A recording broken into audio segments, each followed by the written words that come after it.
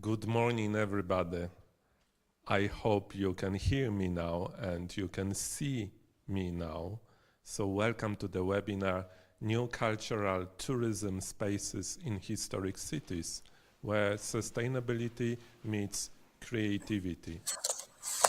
My name is Piotr Zmyślony and I will be a host and a moderator of this webinar.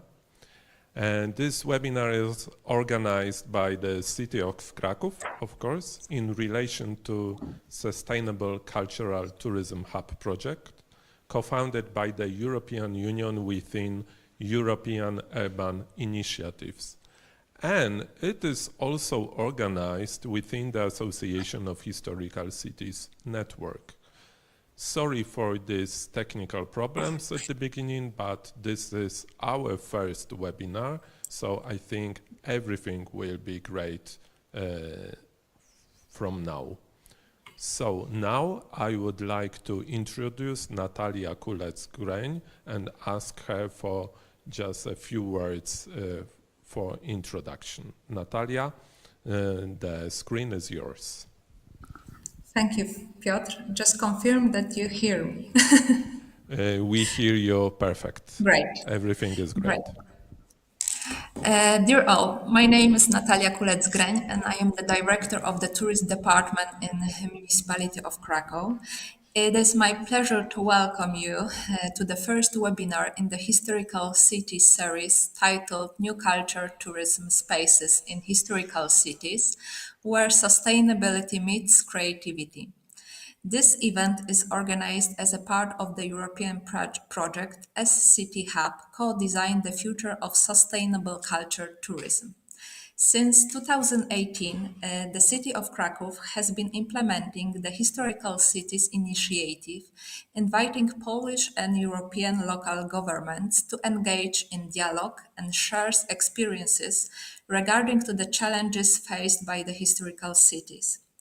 These efforts have led to the organization of 4 international conferences dedicated to the various aspects of urban tourism. To continue and deepen this discussion, the Department of Tourism has launched a series of webinars as the next chapter of the project. Today's meeting is also part of the activities carried out by the Municipality of Kraków, the S-City Hub co-design the future of sustainable culture tourism project, implemented under the European Urban Initiative Programme. The aim of the project is to develop a sustainable culture tourism offer in our city. Among its goals is the revitalization of a part of the former monastery in the Wesoła district, where a center for sustainable culture tourism is planned. The project also includes the creation of the AI tool that will generate recommendations for the development of the culture tourism based on collective data. The solution developed in Kraków will serve as a starting point for initiative undertaken by Venice, Braga, and Alba Iulia. Representatives from our partner cities, Alba Iulia and Venice, are joining us in this webinar to share insights into tourism in their regions and to participate in the discussion panel. I sincerely thank them for their willingness to take part in this event. I warmly welcome Mr. Bartosz Małolepszy, Deputy Director of the Poznań Heritage Center, representing City of Poznań, one of the cities participating in the Historical Cities project, as well as Dr. Melanie K. Smith. From the University of Budapest, the City of Kraków will be representing in the discussion by Mr. Paweł Szczepanik, the Mayor's Advisor for Culture. I hope this first webinar will serve as impulse for development of the Historical Cities project and in the future lead to the inclusion of more interested cities in its co-creation. I wish you all the best and great conversation. Thank you.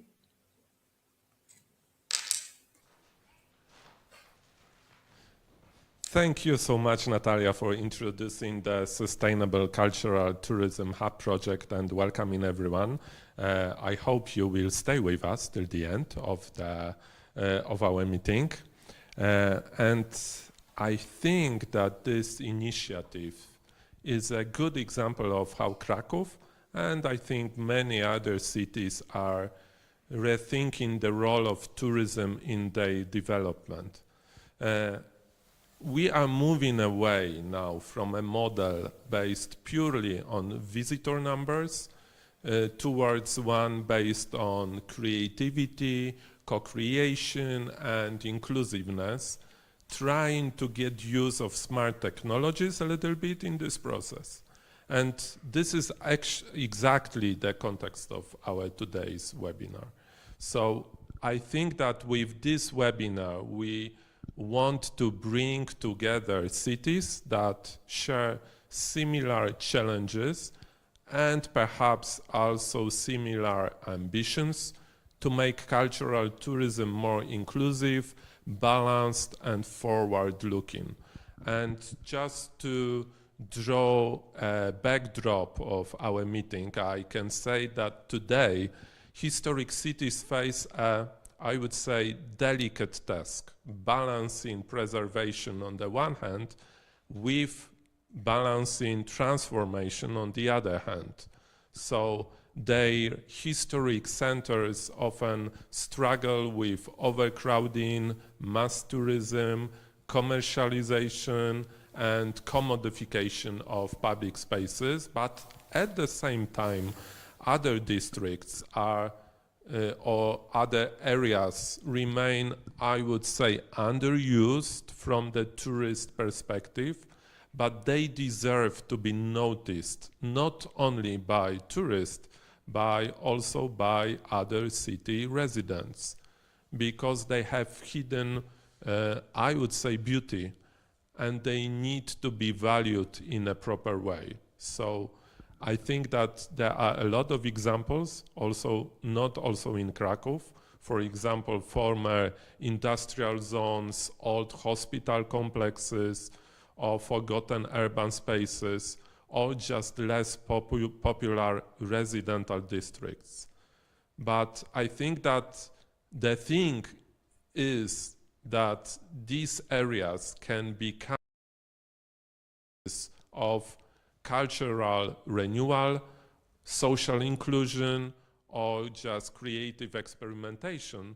But the most important question is, can tourism play really a complementary role in these processes instead of disrupting them?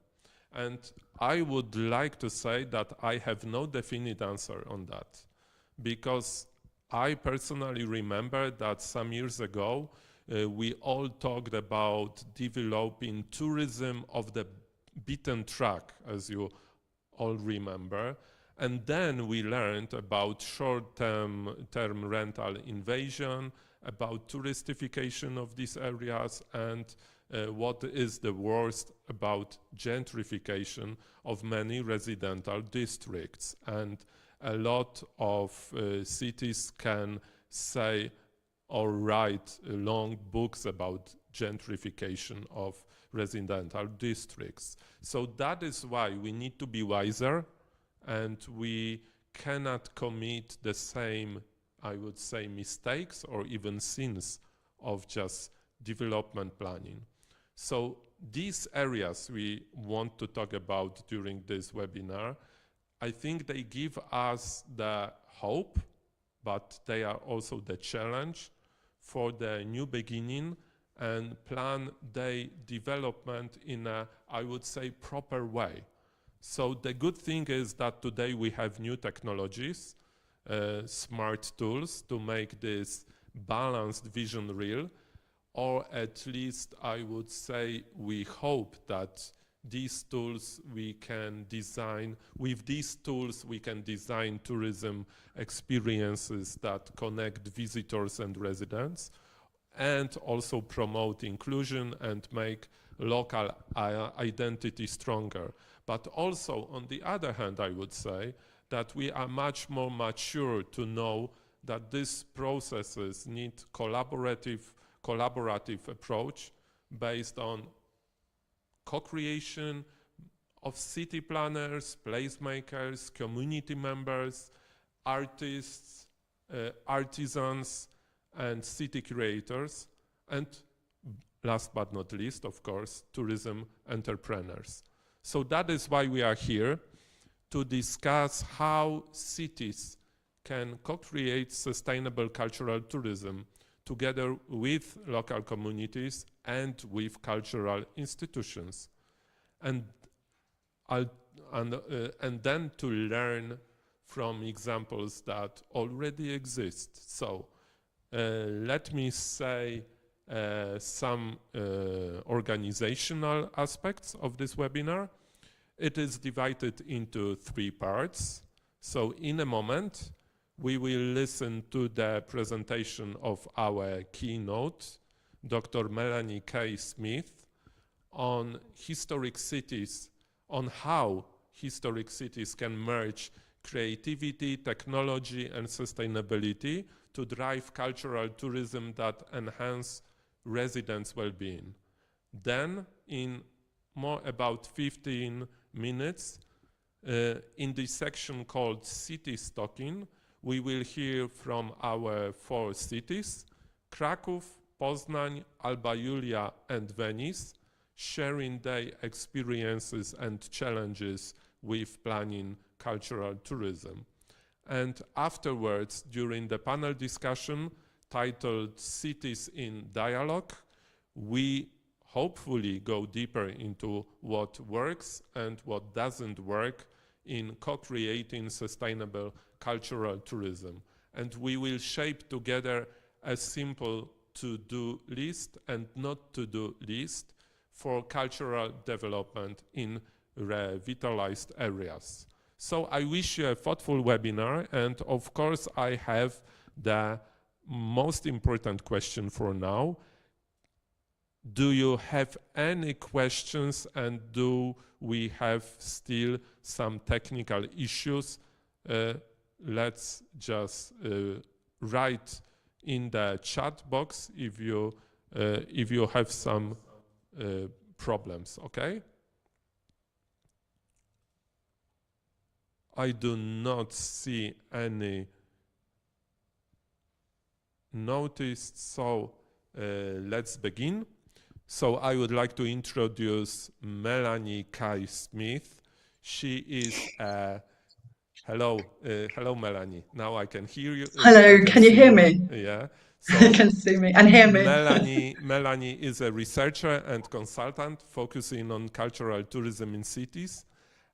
In the context of wellness tourism, smart cities, and quality of life, and also urban green spaces, but also city parks, and last but not least, the nighttime economy.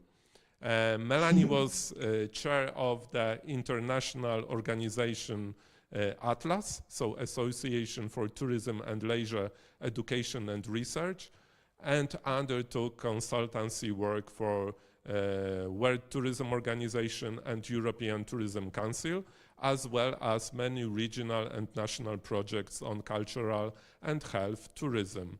She lectured in the UK, Estonia, Germany, Austria, Switzerland, Hungary. I think that this list is much, much longer. And now she is based at Budapest University of Economics and Business as a senior research fellow in the Department of Tourism and Hospitality.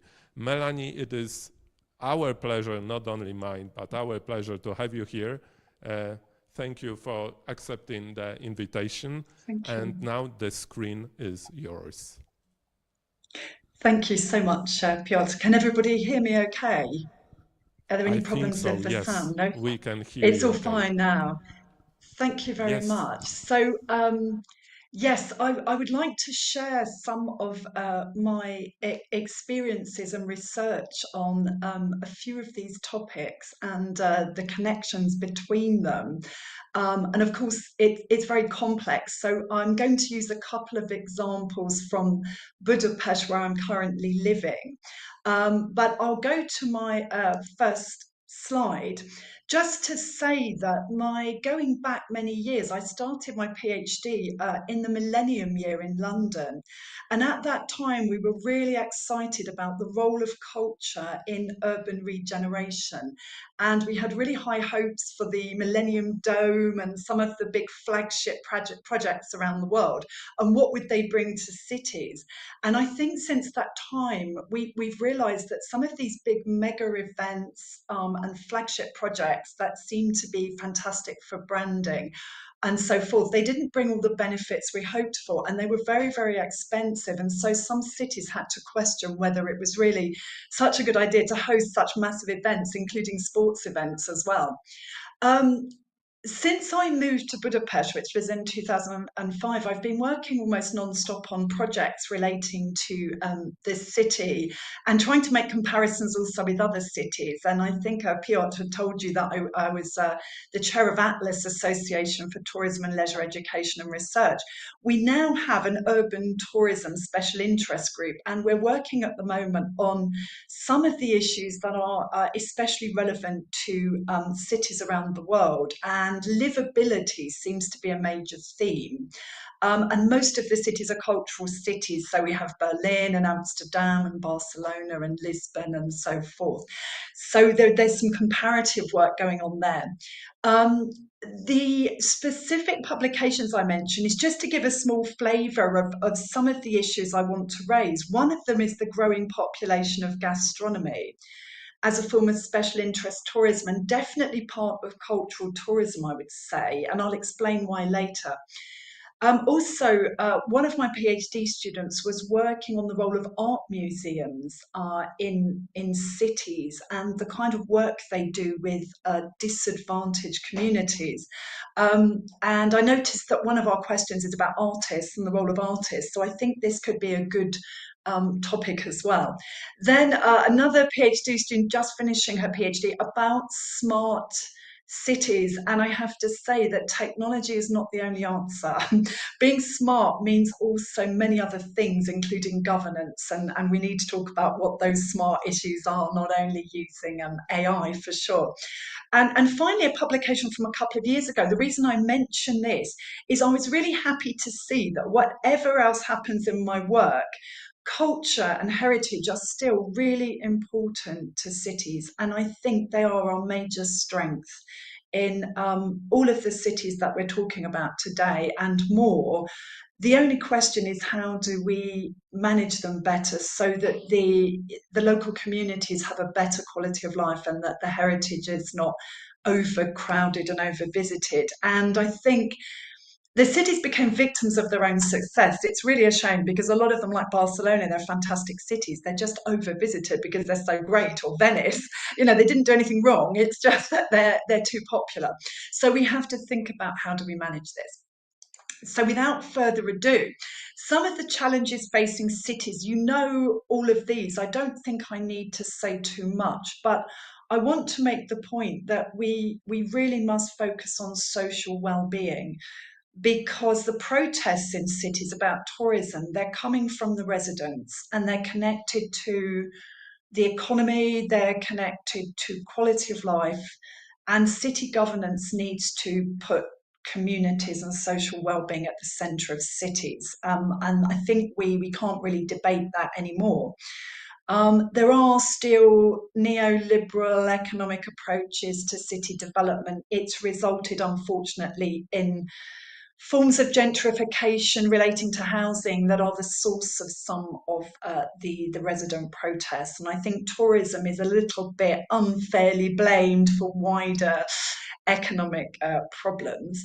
I do think technology provides some solutions, but the research we've done show that they're a supporting system in a way. They can also be hedonic and provide enjoyment of cities. But at the moment, they're a little bit more what I would call utilitarian or functional, so assisting in transport systems or information finding or wayfinding. But I think in culture and creativity, of course, we can do more with technology, but we mustn't forget the importance of people and face to face contact. We have a loneliness crisis, we have a well-being crisis amongst Gen Z, not enough contact with people. So we really need to work also on the issues around local culture and interactions with local people, not only technology assisted solutions. So the combination is important.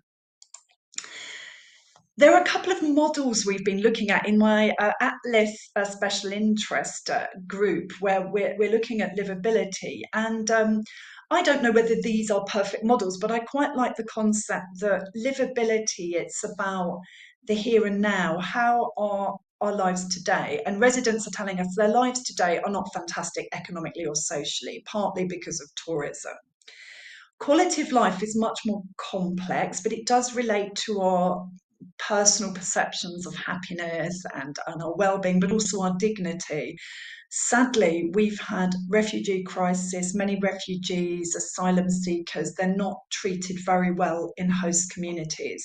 You would be very struck if you looked at the cities with the best quality of life, like Vienna. The quality of life is not so good for foreigners or immigrants or refugees because it's a very different scenario. So our personal dignity is very important, and we need to look after the homeless and the poor and not just tourists seeking luxury experience.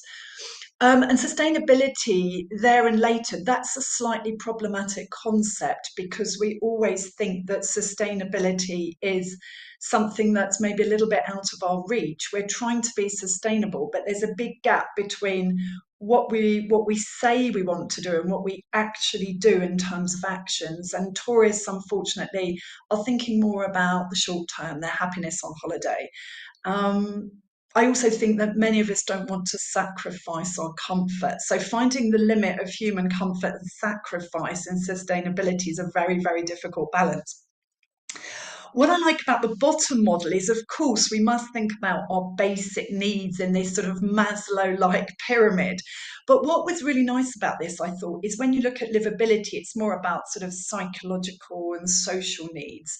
And then we get to the top, and creativity is there and culture is there. It's like the icing on the cake of the experience of living in a city.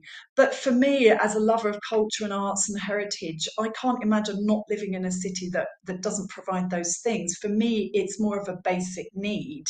Obviously, clean air and clean water is probably more important physiologically, but culture, it makes it a lovable city, a memorable city, an interesting city. It connects to our intellect and our emotions. So I think, maybe it's at the top, maybe it's at the bottom, I don't know, but I think culture is always there, and it needs to be there, and it's a reflection of who we are and our identity. And one of our topics is placemaking, and it's so much connected to culture, especially national and local culture. And this is what tourists, I think, really want to see in a destination, use something that's different from home. So, they're not necessarily going to spend all their time doing activities they could do at home, going to the same shops or going to McDonald's or Starbucks. Yes, those things provide a little bit of familiarity and comfort for an hour or so, but usually we're traveling to see something new and different and experience living culture as well as heritage. We also talk about the 15-minute city. This relates a bit more, I think, to my work on well-being and quality of life. This small model is just one model. It doesn't mention culture. It's mainly about education, healthy living, fitness, being close to work and not commuting too far.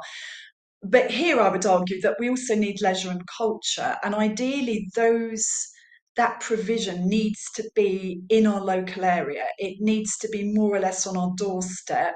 We all know that if we have to travel 45 minutes to go to the gym or do some fitness, we are much less likely to go. It's got to be close to home or work. Theatres, we might travel longer. You know, I will travel 45 minutes to go to the theatre or to go to a concert. Um, but it's very nice if you've got some local cultural provision, and that could just be a gastronomy festival, or it could be a local fair, or it could be cultural activities that are organised for school children, excursions, and so forth. But leisure and culture need to be in here, I think, for our optimum quality of life. But I see why the health and well-being has been such a focus of the 15-minute city. It is very important. The fate of the cultural city. I always like this little cartoon of courage and nostalgia. Um, Years ago, we predominantly lived in heritage cities which had a couple of modern buildings, and most people are a little bit horrified at the beginning when a new building is allowed to dominate the skyline. And I remember in London that our Prince Charles, now our King, he was very upset about the London skyline and the fact that all the modern buildings had taken the place of the older ones. And now I go to London and I see by the River Thames that, you know, St Paul's Cathedral is this big, you know, and there's huge buildings, some of them banks and multinational companies and I don't know what else, hotels really overshadowing. I am a fan of modern architecture. There's no problem. Today's modern architecture is tomorrow's heritage. It's no problem. But we have to be a little bit careful that we don't get to the point of nostalgia where we say, what happened to the heritage? And I think in some Asian cities, mistakes were made which are now regrettable, where they got rid of the heritage to provide lots of modern buildings which were probably sustainable and smart and so forth, but they were not really of a human scale. So then you see on the right hand side that, you know, the heritage is becoming lost in the sea of modern buildings and functional buildings and multinational global companies. And you know, UNESCO is not happy with some World Heritage sites because of this. As you may know, even Vienna, with its amazing quality of life, wanted to overdevelop the historic centre with some of these modern buildings. And Vienna's very smart, it's very sustainable, it knows what it's doing. But what about aesthetics? What about beauty? What about human scale? Is that all there when you've got a huge amount of modern development? I would argue it's not. So we have to be really careful with this globalization and gentrification, which not only displaces local people from their home and outprices them from local areas, but it also changes the historic landscape. And many tourists, they come to see culture and heritage. Would they come to see massively modern development? Well, they do. They go to Dubai, but that's not everybody's cup of tea. Not everybody wants to go and see huge, you know, seven-star hotels and incredible, fantastical architecture, which may or may not be environmentally or socially sustainable. So we have to be careful, especially in Europe. We are very focused on built heritage, and we really try to protect that. The problem has been, of course, as we all know, cultural tourism. When I started studying it during my master's program, actually a long time ago in tourism management in the 90s, cultural tourism was a niche form of tourism. It was new, it was exciting. We didn't even know what it meant. Was it heritage? Was it arts? Was it living culture? Now it's absolutely a mass form of tourism in places like Dubrovnik or Venice or Barcelona. Then we've thrown other things into the mix like the nighttime economy and festivals and events and sport. And now we're probably not even really sure whether it is cultural tourism causing the overcrowding, because the multiple motivations of tourists are there in cities. And we don't even know in terms of segmentation, what did they come for? Because they came for everything probably, and they do everything. Our research in Budapest shows that those tourists who are party tourists in the sort of centre of the city in the night time, they're also sightseeing by day. They also love culture. They're very educated, but they're annoying the residents with their overcrowding and their drinking and their noise. So it's not two different markets, the cultural tourists and the party tourists. these are the same tourists doing different activities. And this is one of the challenges for cities also like Krakow. How do you deal with these multiple motivations and activities in the same spaces?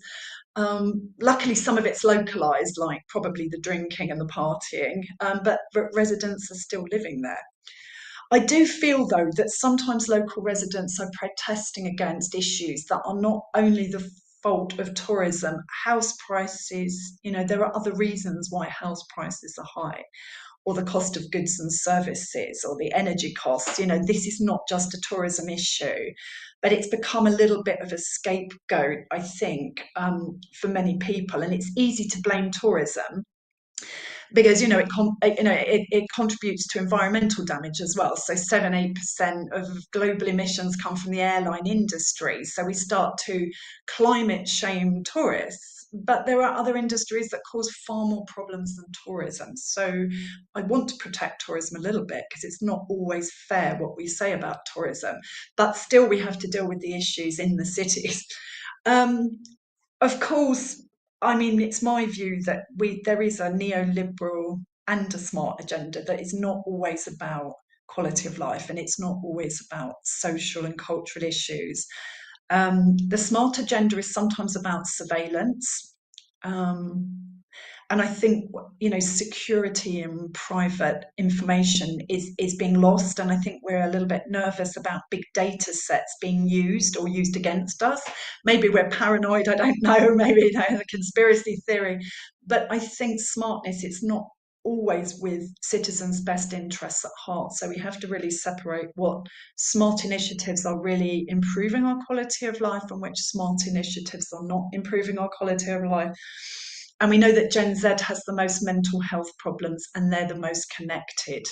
I don't think it's a coincidence. I think we're over-connected. I think we need to a little bit disconnect to reconnect with each other, and other activities that are not online. So, but that's my personal view. I'm Generation X. I'm not such an adapter to new technology. I see its use, but I also feel we have to a little bit draw back from only technology being the solution. I quite like this cultural and creative city monitoring that's done by European Commission. This is not the latest one, but I just wanted to give an example. I really like this idea that we could take good practice from different cities, and I feel like that's what we're doing today. This is really a fantastic initiative, I think. And we look, for example, somewhere like Paris seems to have got the balance right between the international and the local, for example, or some cities, investing in jobs in creative sector like Budapest, or for example also maybe Eindhoven as well, which is really a creative and innovative city. Other qualities like openness, tolerance and trust, the trust starts to disappear if we are over surveyed by technology, unfortunately, or we don't have good governance, or we perceive that there's an agenda that doesn't have our best interests at heart. And unfortunately at the moment in many countries and cities of the world, we are not so trusting of government. Trust is high in Scandinavia, and they are the happiest countries apparently, and there is a connection between tolerance, openness, trust and good quality of life, and we've lost that in many places. We're a little bit suspicious of each other because politics has divided many people in many places. It's not a good time, I think, in that sense. But there are other good things going on. So there is cultural participation. We are trying to accommodate people with disabilities, people who don't have as much education in the arts, for example. I don't think we're doing enough probably for homeless people. I don't know if we're rehabilitating prisoners as much as we can using arts and culture. But some art museums and galleries, they are doing that. Artists are going to prisons and they are working with the homeless. And refugees are taking jobs as tour guides and working as curators, and all of this is fantastic. So there is really great stuff going on in cities, and we can hopefully cherry pick the best of this and work out, as Piotr said, a to-do list and a not to-do list, and taking the best of what we've got in the cities that we know about. I quite like this quotation. Jenkin writes quite a lot about creative cities. So, just a nice summary that it's got to be an efficient city that functions well in terms of getting from one place to another, for example, transport, for example, or finding information or GPS systems, all of those things that make our life easier. But as we just said, poor and disadvantaged citizens, we do have to take care of them also. And a city should be emotionally satisfying. We saw that a lovable city is cultural and creative, memorable as well for tourists. And encouraging citizens to be creative through education, through initiatives, not just in the arts and culture, but also in technology, also in environmental solutions. So creativity is not just about arts and heritage. The model on the right was in a PhD thesis, but I rather liked it because it mentions some of the issues that we think are important in this event, like identity and quality of place, diversity, of course, and having a vision really of where we want to go, hopefully with government support, involving as many people as we can from communities, from different stakeholders. So this is a nice summary, I think, of maybe what a creative city should be doing or how it should be. We have many amazing examples over the past of arts-led regeneration in Bilbao, for example, incredible music and food festivals around the world, even World Heritage cities where sometimes the tourists are not actually aware that where the World Heritage Site begins and ends in a city, but they know that it gives it something extra. It's internationally famous, and we use that to a certain extent. Not as much as we should, I think. I've done research before where people don't know that it's World Heritage Site, and even if they do, they don't know what that means. But we can use it in the branding. We can use it as extra protection for monuments. I've just been proofreading a book for sort of 60 years of ICOMOS, and a lot of it's about all the times they had to prevent heritage from being damaged and destroyed. And it does give lobbying power, and that is important. There have been more controversial developments, which, as I said, when I started doing my PhD, international sports events and cultural events, waterfront developments, these were seen to be fantastic examples of regeneration. Over the years, we realised they're a bit gentrified, and some waterfront developments, like Liverpool, has been put on the danger list of World Heritage Sites. I think it might even have been removed because of the modern development that threatened the waterfront. So unfortunately, we have this tendency to move towards globalization and modernity and modern architecture, and not protecting enough the heritage. On the other hand, of course, it takes a lot of money, and the money needs to come from somewhere for the conservation, and often it comes from tourism. But if you destroy the heritage, then tourists will not come anymore. So I think we've got to get this balance, but it is tricky, very difficult to know how long to hold on to heritage and how long to develop new, smart, sustainable buildings. We do need those in cities. And some cities I've been to, they have these fantastic buildings with you've seen them with the gardens on the outside and vegetation, and they're green and they're energy efficient and they're beautiful places to live. Fantastic. That I absolutely support that, but we shouldn't lose where we came from either. So we have some really nice creative initiatives. I just collected a few here that I mentioned also, World Heritage Cities. Gastronomy has become absolutely important, I think, in so many cities, including food tasting tours, food and wine festivals, music cities as well, whether they're classical cities or whether they're famous for one particular band like the Beatles in Liverpool or Elvis in Memphis. Sevilla has flamenco as its sort of branding symbol, but also it's very much integrated into the culture, has not become that commercialized. Even K-pop in Seoul, this whole sort of museum or visitor center dedicated to K-pop. So there's lots that can be done with cities of design, for example, architecture, fashion, literature and film tourism is quite big right now. But unfortunately, created problems for places like Dubrovnik because of Game of Thrones. So for a while, again, we suffer because too many people like the book and the film, and then they want to visit.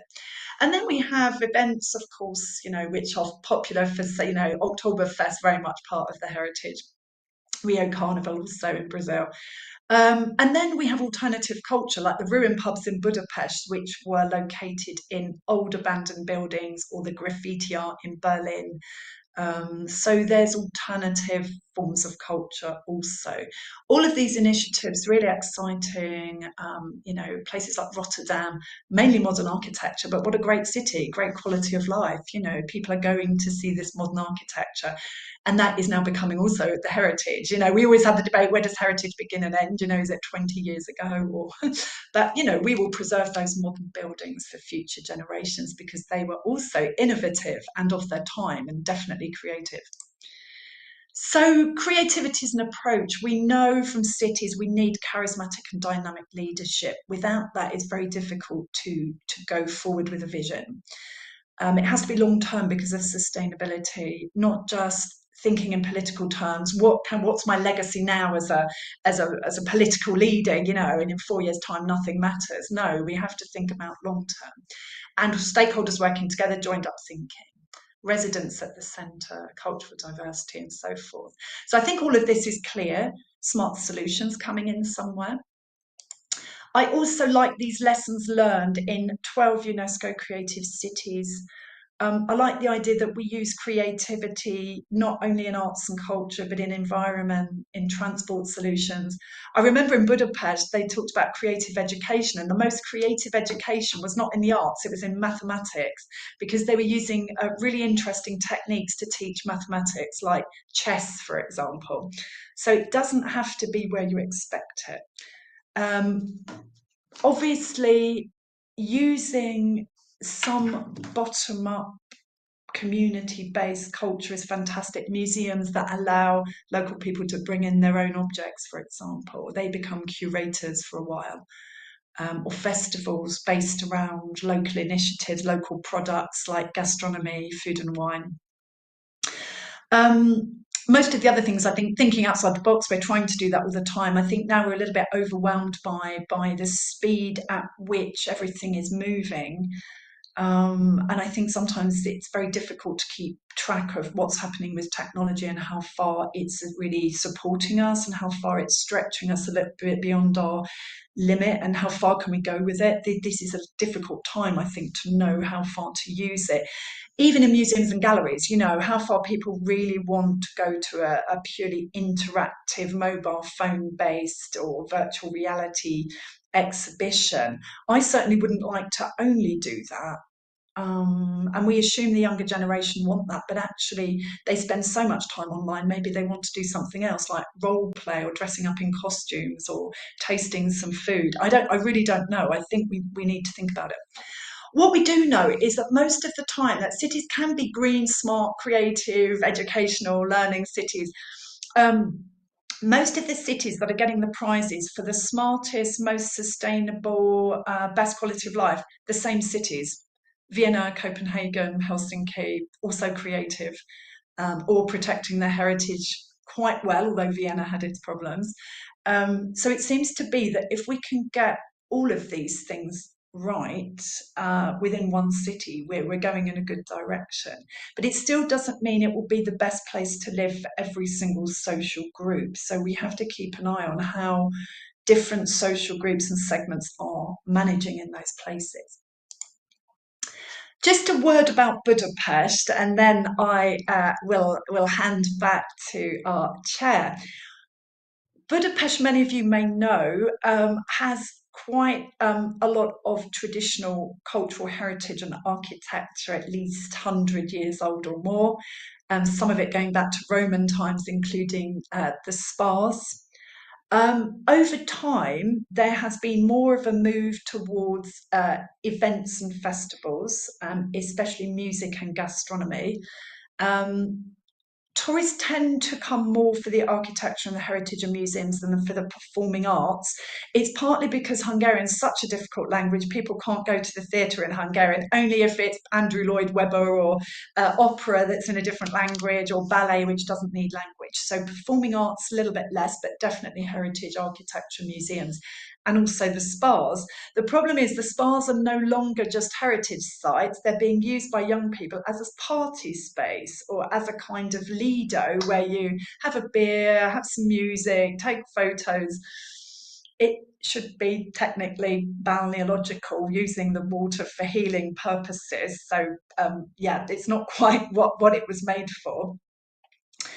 Nightlife and ruin pubs, also very important, and the over-tourism is mainly associated with the nightlife. So what we found is that we have got a combination of tourists coming for mainly the cultural heritage city, but increasingly for the nightlife, because it was quite cheap in the past, like Krakow, of course, cheap alcohol, you know. Now the prices are higher, and it's getting more expensive, and there are more luxury facilities, so it's changing a little bit the profile. Just a couple of results of our studies, really, really briefly, because I know time is going on. I want to mention our new city park development, because we're talking about new cultural tourism spaces or new spaces of cultural cities. We have a strange structure in Budapest. There's 23 districts, and they are more or less responsible for their own development, and some of them have their own tourism strategy, so it's not very integrated and holistic, as I mentioned before.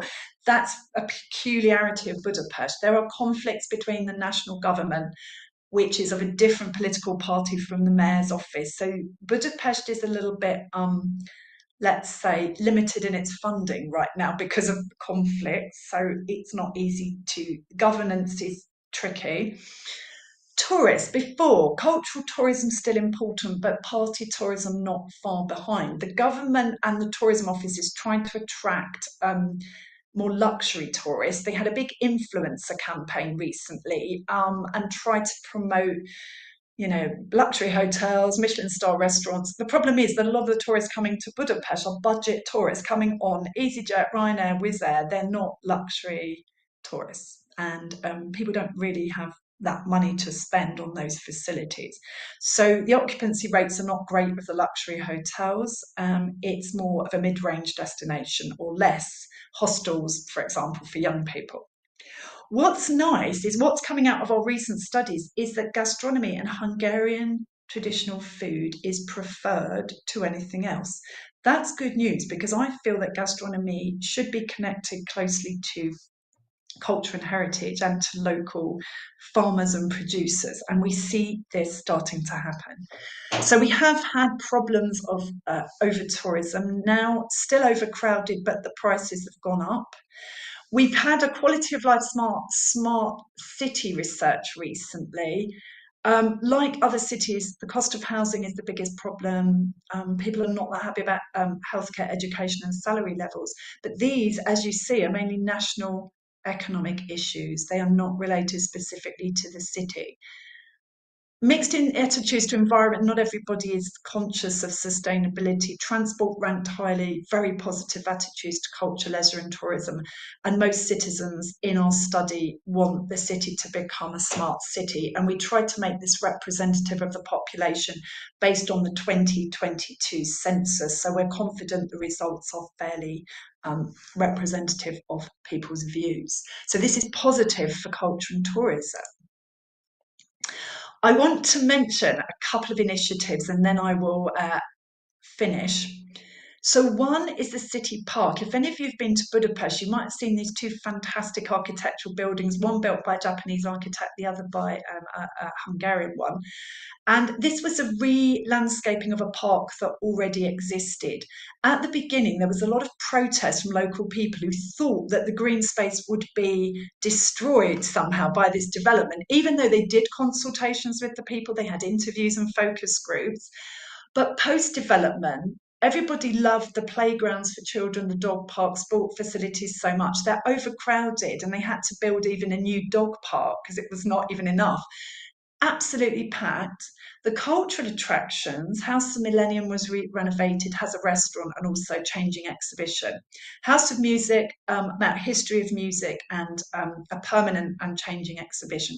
Ethnographic Museum about obviously indigenous cultures around the world, including Hungarian. We've done a big study. The park is still mainly used for rest, relaxation, and connection to nature, and people like to de-stress there. The cultural experiences are not as popular, more with older age groups, but that is true of all our heritage research, that plus 39 age groups tend to gravitate more towards heritage and museums, and that continues the older they get. Slightly more women tend to go for cultural tourism, and certain nationalities more than others. So, for example, in Budapest, French and Spanish more orientated towards culture than some other nationalities, but it's marginal. The differences are not so great.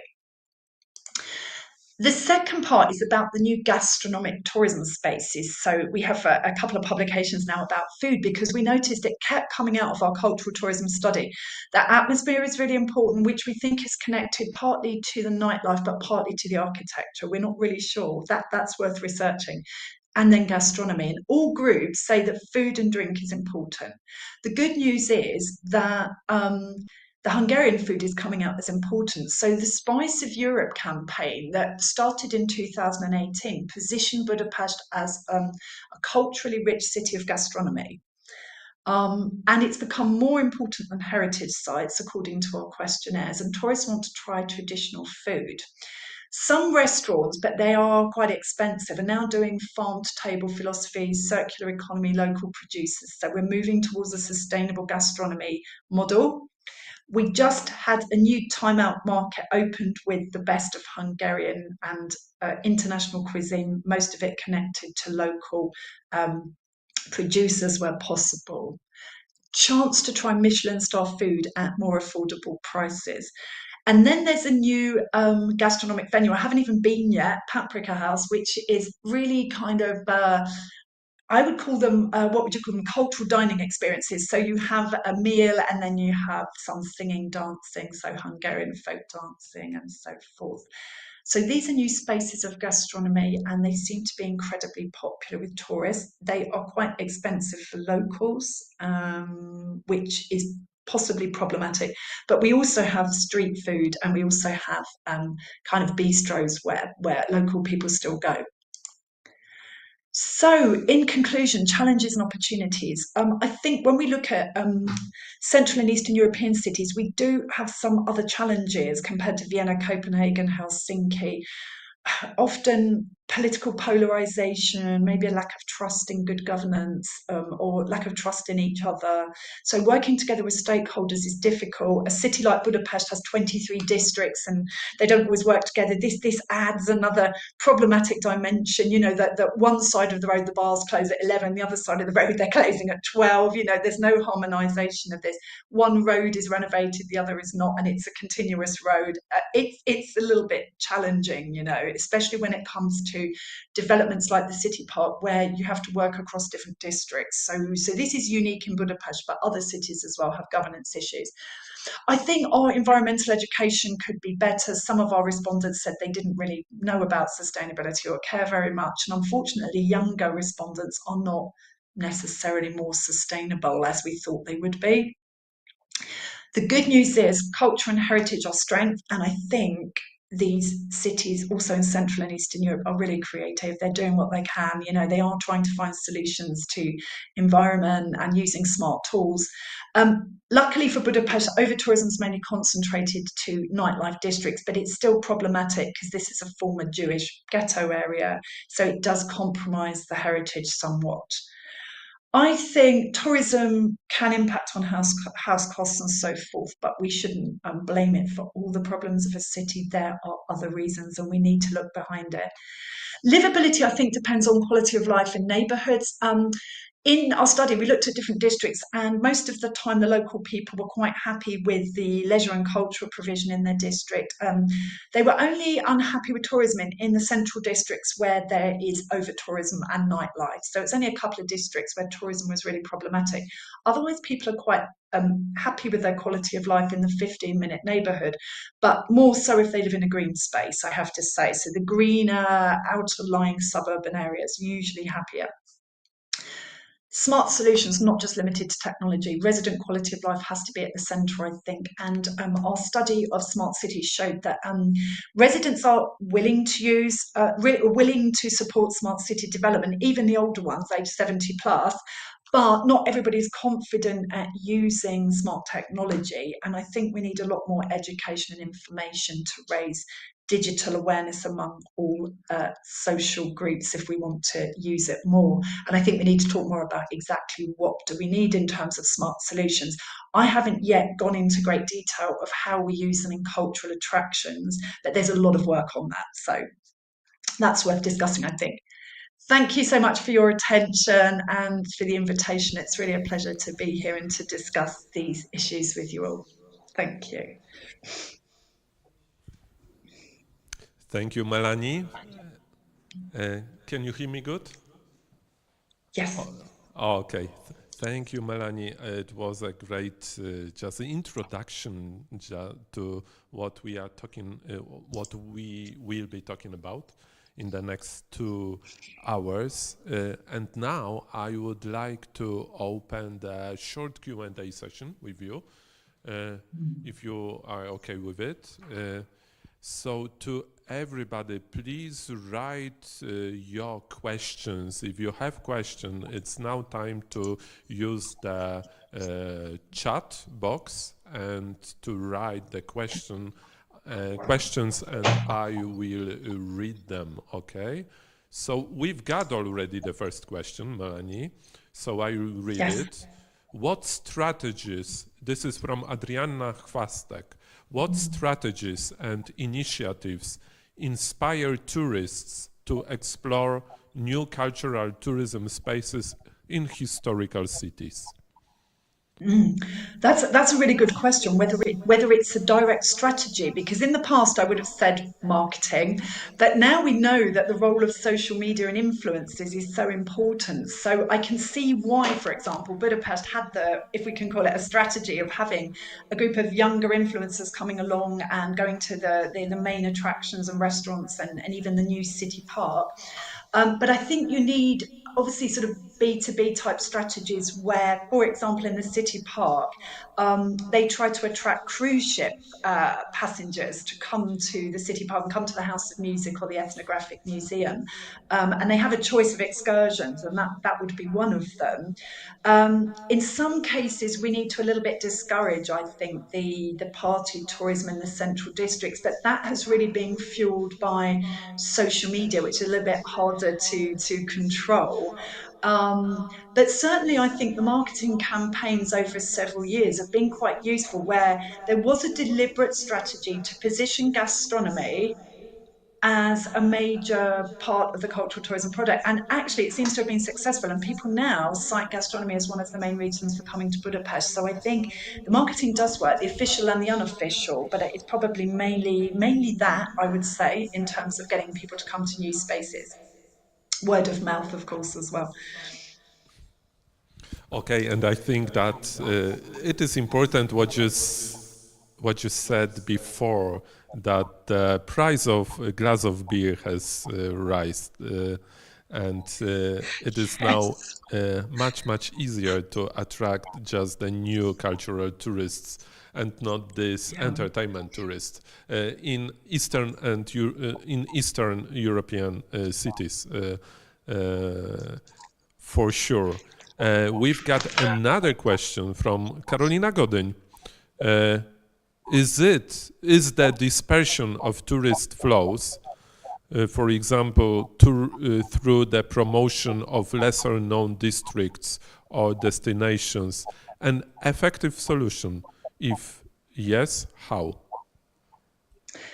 Yeah, it's a really good question. I think it's a good initiative, and I think it's worked quite well from what I know in Amsterdam, or at least they've tried it to try to manage the visitor flows using smart solutions, so that people know like when a place is particularly crowded, and to try to disperse people from outside those very overcrowded areas. It's a bit difficult because, of course, everybody wants to go to St Mark's Square in Venice, and everybody wants to probably go to certain streets of Amsterdam. So it's a little bit difficult if you're a first time visitor to be dispersed to another part of the city. What we did ask about in our cultural tourism questionnaire a couple of years ago in Budapest is how far would tourists be willing to go outside the city, and how far would they be prepared to travel? And it was about 40 minutes. And they said they'd be quite interested in local life and culture outside the centre of the city. So I think you could disperse them a little bit outside, but probably if you're a first time visitor and you haven't seen the main sites, it becomes slightly more problematic. So therefore you get more into the idea of time tickets. Now you probably know if you want to visit the Colosseum in Rome, you have to sit online for a long time to get yourself a time ticket on a specific day. And if you don't do that, you won't be going to the Colosseum in Rome. It's now very tightly controlled in a way about how people get tickets for cultural attractions and when they can go. And even then, it's incredibly crowded. So my answer would be that yes, but not easy. It can be done, but not easy if you've never been to the main sites before and you want to see the major landmarks of a city. But for nightlife, yes, maybe put an old warehouse on the edge of a city and get the party tourists to go there. I think they did that in Belgrade and places like that. Maybe that can work. Old industrial spaces for party tourists, absolute great idea, I think. Hmm. You mentioned nighttime tourism, and I would like to ask the question which came into my mind when you mentioned the 15 minutes city concept. I just read the short paper, short article, not the scientific one, about the idea of developing the 15 minutes city concept at night. What do you think about this idea?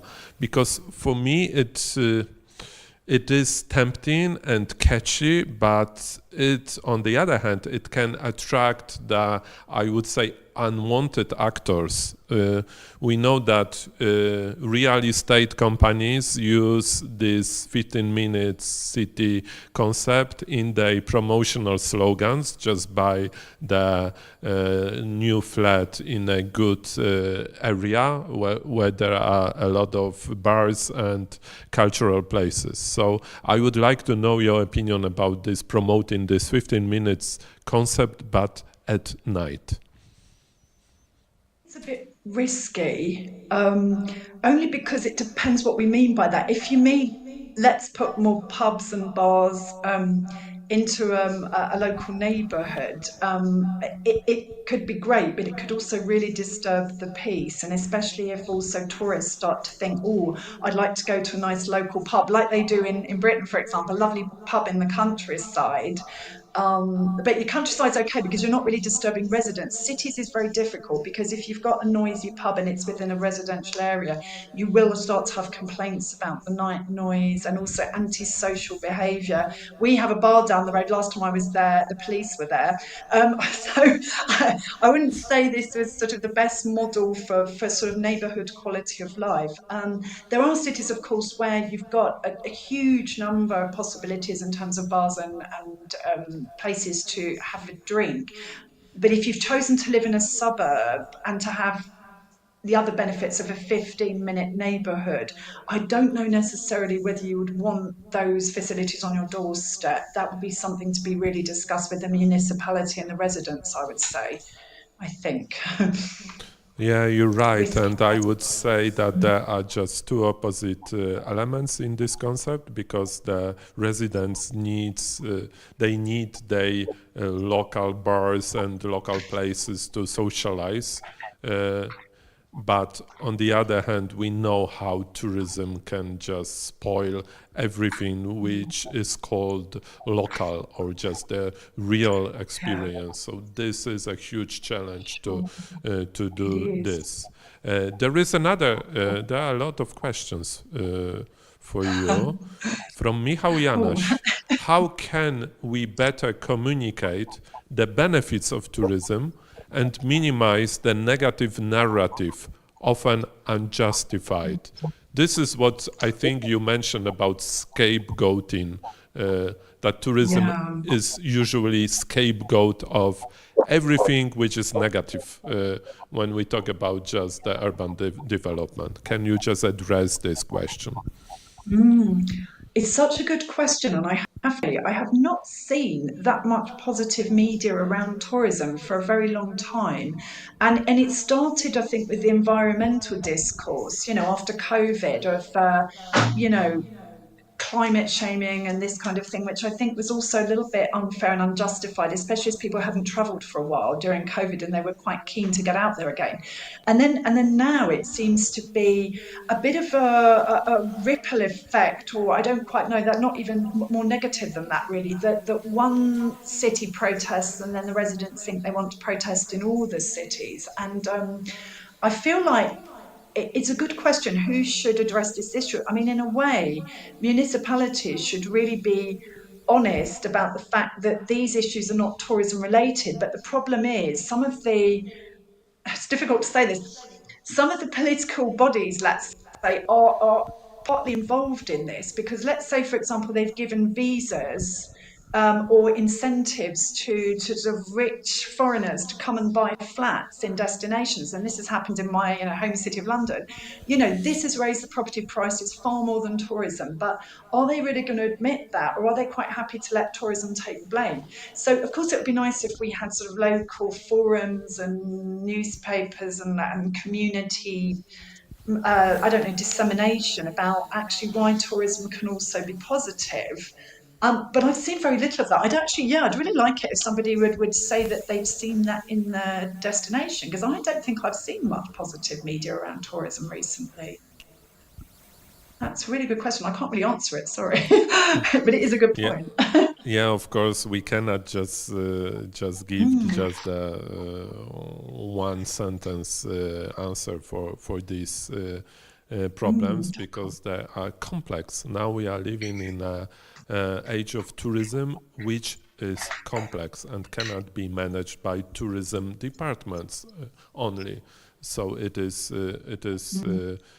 completely new area, especially when we add the technology and smart solutions. And I would like to say that I really liked one of your conclusion that the smart business solutions cannot be only limited to the technology, but to co-creation, because for me smart means co-creation when we talk about development of tourism. So I really like this moment of your presentation.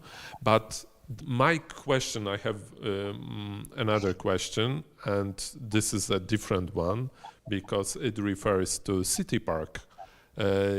You know that I visited City Park many times, and I think that I'm a fan of this place. Especially I felt like a kid when I used this music playground near the House of Music. A lot of people don't know that you can play all the instruments hidden in this playground, but you need to explore it. And I remember that I spent a lot of time outside the House of Music. I think it was the same time as inside the House of Music, and it was, for me, it was a great time, and I still smile when I think about this time. But I would like to say, what happens now in this area? Do you think that this concept is really successful? Is it really going well when we think about this whole area? Even thinking about this political issues with funding you mentioned. What do you think about this, about the future of Well, the city park? Well, it's you may or may not know that it's unfinished because the national Yes, it government is plan was to unfinished. Yes, also. of course. Yes, there should have been a massive construction of a rather beautiful building, but large, to house the Hungarian National Gallery, and it's been vetoed or sort of prevented by the by the mayor's office because they don't really want to have another huge building that costs a lot of money, and they feel like the green space should be left as a green space, but of course it's a very big green space, and as you said, there's a lot of other elements there, like playful, creative spaces and so forth. The problem is, I think it goes back to my first point about governments like big flagship projects because it's their legacy. And that happened a lot in France, as you know, many years ago, that certain presidents or prime ministers, they wanted to have a legacy, and a building is a legacy. The problem with managing the green space is it takes day-to-day management, and now the operational side of the park is very, very tricky. So they are having some problems because there was a lot of money for construction, there was a lot of money for the vision, but the day-to-day operations are a little bit boring, like making sure the plants don't die, or making sure that the paths are clean, or making sure, I don't know, that the toilets are functioning. It's things like that that actually are not being done as well. So the big vision was there, but I think the day-to-day reality is that looking after such a space with so many new facilities it is slightly problematic. And of course, the paying guests don't come so often to the Ethnographic Museum because once you've been once, probably you wouldn't go again. They're going on the roof, which is free because you can see a view of the city, and this is fantastic. And I don't know, I've met tourists who don't discover the park. They don't even know it's there. So going back to that original question, are new cultural spaces being promoted, and are people aware of them? I talk to people, they say, oh, where is that park? I didn't even know it was there, because they go as far as the end of Ondrashy Avenue, the Hero Square, and they don't even know the park's there. So there is a bit of a lack of information, and you could spend a whole day in that area. So they're trying a little bit now to rebrand the park, to make it more like a sort of package. There should have been an integrated ticket so you could visit more than one attraction in a day, but for some reason the smart system would not allow this. So it wasn't smart enough, but it would make a lot of sense because you could have a wonderful day trip going to 2 or 3 attractions as well as enjoying the green space, maybe going to a cafe or restaurant. I've certainly taken repeat visitors there for a whole day, and it works really, really well, but that's after they've seen all the other sites. But yeah, it's not as used as it's used by locals for leisure activities, not used as much by tourists, I think, because they don't really know it's there. So it needs a bit of work in that respect, I would say. Yeah, true. Melanie, there is another question and even just a comment, so I will read it to you. It comes from Franca Puglia. Unfortunately, one negative effect of over-tourism in cultural cities is caused by certain influencers who popularize behaviors that undermine the well-being of residents. In Venice, and I think Franca is from Venice, for example, the gondola ferry service that crosses the Grand Canal, very useful for residents, has become a sort of low-cost gondola and is now used almost exclusively by tourists. I'm sorry, I used it also as tourists, making it unusable for locals. Do you think there are ways to mitigate these negative effects? That's the huge problem, isn't it? Yes, I mean, I think Venice is a really special case, isn't it? Where I know that a lot of residents have moved out of the centre, and it's become very geared towards tourism only. I was very struck by a case in Barcelona, which I found really interesting, where one of the local bus routes was hidden from the tourists so that the tourists wouldn't get on that local bus. And at the time I thought, oh my goodness, this is ridiculous that we've got to this point. But maybe we need to, of course, when we can't segregate and say locals only or tourists only, but it is a huge issue, isn't it? That locals are somehow displaced from using their own facilities, or they're priced out. Now in Budapest, I would never dream of taking the funicular up to the top of the castle because it costs so much money. So I always have to walk up there when I've got visitors because I refuse to pay the price of the funicular. But it used to be a functional thing so that people with mobility issues could easily get to the top of the castle and go and enjoy the view. And now it's just a tourist attraction. So, what can we really do about this? I mean, of course we should do something. But again, it comes back, doesn't it, to the city governance and what are the priorities? Are your priorities the tourists? Is it making money? How do you come back from that as well? This is also the problem, isn't it? How do you reclaim the city? I think this is starting to become an issue, and I think in Spain, residents are trying to reclaim the city from tourism. And probably Venice too, actually. I mean, they were quite successful, weren't they, with sort of preventing large cruise ships or limiting the number of cruise ships. So maybe with some lobbying, it could change. But yeah, you need an alternative route then for locals or an alternative route for tourists. But the tourists will find it in the end, and if it's cheaper, they'll use that one, I would imagine. Yeah, who knows? Maybe there is a problem especially in Venice. We can see also when I visit Venice as a tourist, I feel bad because being tourists, and especially when I travel by this ferry, I can see there's division because all the tourists want to get under, not under the roof, but just they are crowding near just the place when you need to go out and get into gondola to this ferry, and all the locals go inside the ferry, and this is the real problem, and they cannot just go through this crowd of tourists and go out from this ferry. So I could just see it, but I don't have just a good answer for this. So I think thank you very much, Melanie. There are no questions now, and we are half an hour late. So I think that we need to rush a little bit, and so thank you very much, Melanie. I think that you can stay with us till the end of webinar. Yes, great. Thank you so much.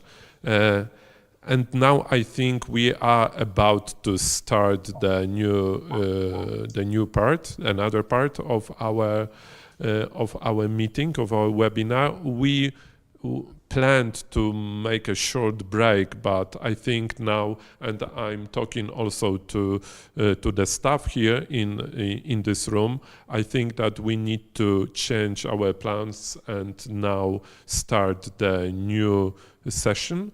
And this new session is called City Stocking, and we will have just 4 presentations of 4 partner cities, both of Sustainable Cultural Tourism Hub and Historical Cities Network, and they will share their experiences in driving cultural tourism. So as the first, I would like to join me in welcoming Paweł Szczepanik, plenipotentiary of the mayor of the city of Kraków for culture. Paweł, are you with us, and are you ready just for your presentation?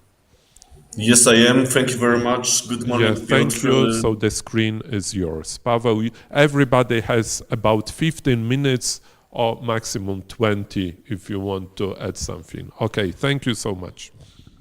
Thank you. I will try to be brief. I know that we are running a bit late, so let me try to push it slightly. At first, Melanie, thank you very much for your presentation and insights. It was very meaningful. I will tell you a few words on Krakow tourism, but mostly in the scope of culture, which I am responsible of. Therefore, let me start with a huge milestone that Krakow has crossed almost 50 years ago. In 2028, we will have the 50th anniversary of introducing Krakow into the list of the UNESCO World Heritage Sites. I said it was a milestone, and indeed it was, because it changed the image of the city itself. Of course, Krakow was renowned from its wonderful heritage, yet it gave us a boost in terms of also tourism itself. We also crossed a second milestone in the late 90s, during the preparations of Krakow, during the contests for the capital of European culture. Krakow won this title in the year of 2000. Yet the preparations changed very significantly the city policy, also in terms of tourism, and also with a huge stress towards culture.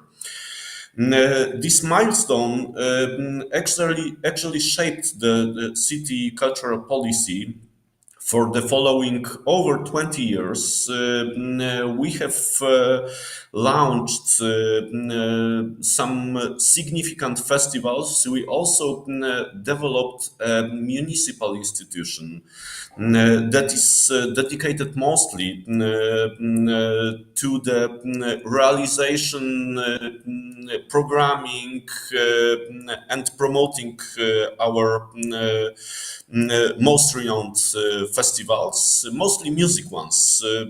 This is actually something that Melanie also pointed out in terms of Budapest. Yet, I wouldn't be myself if I didn't mention the festivals which are not being run, founded, financed by the city as a whole. May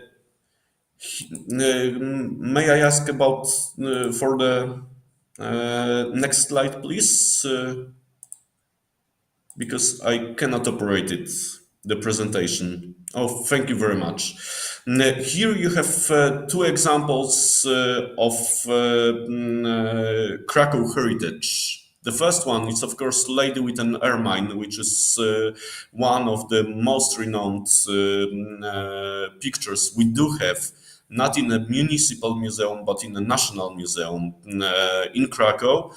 And also you have an identification, graphical identification of the Jewish Culture Festival, which is being present in Krakow for over 30 years. And this one has been invented and developed and still run by a non-governmental organization, but this is one of the most renowned festivals in Krakow, also, which is very important abroad.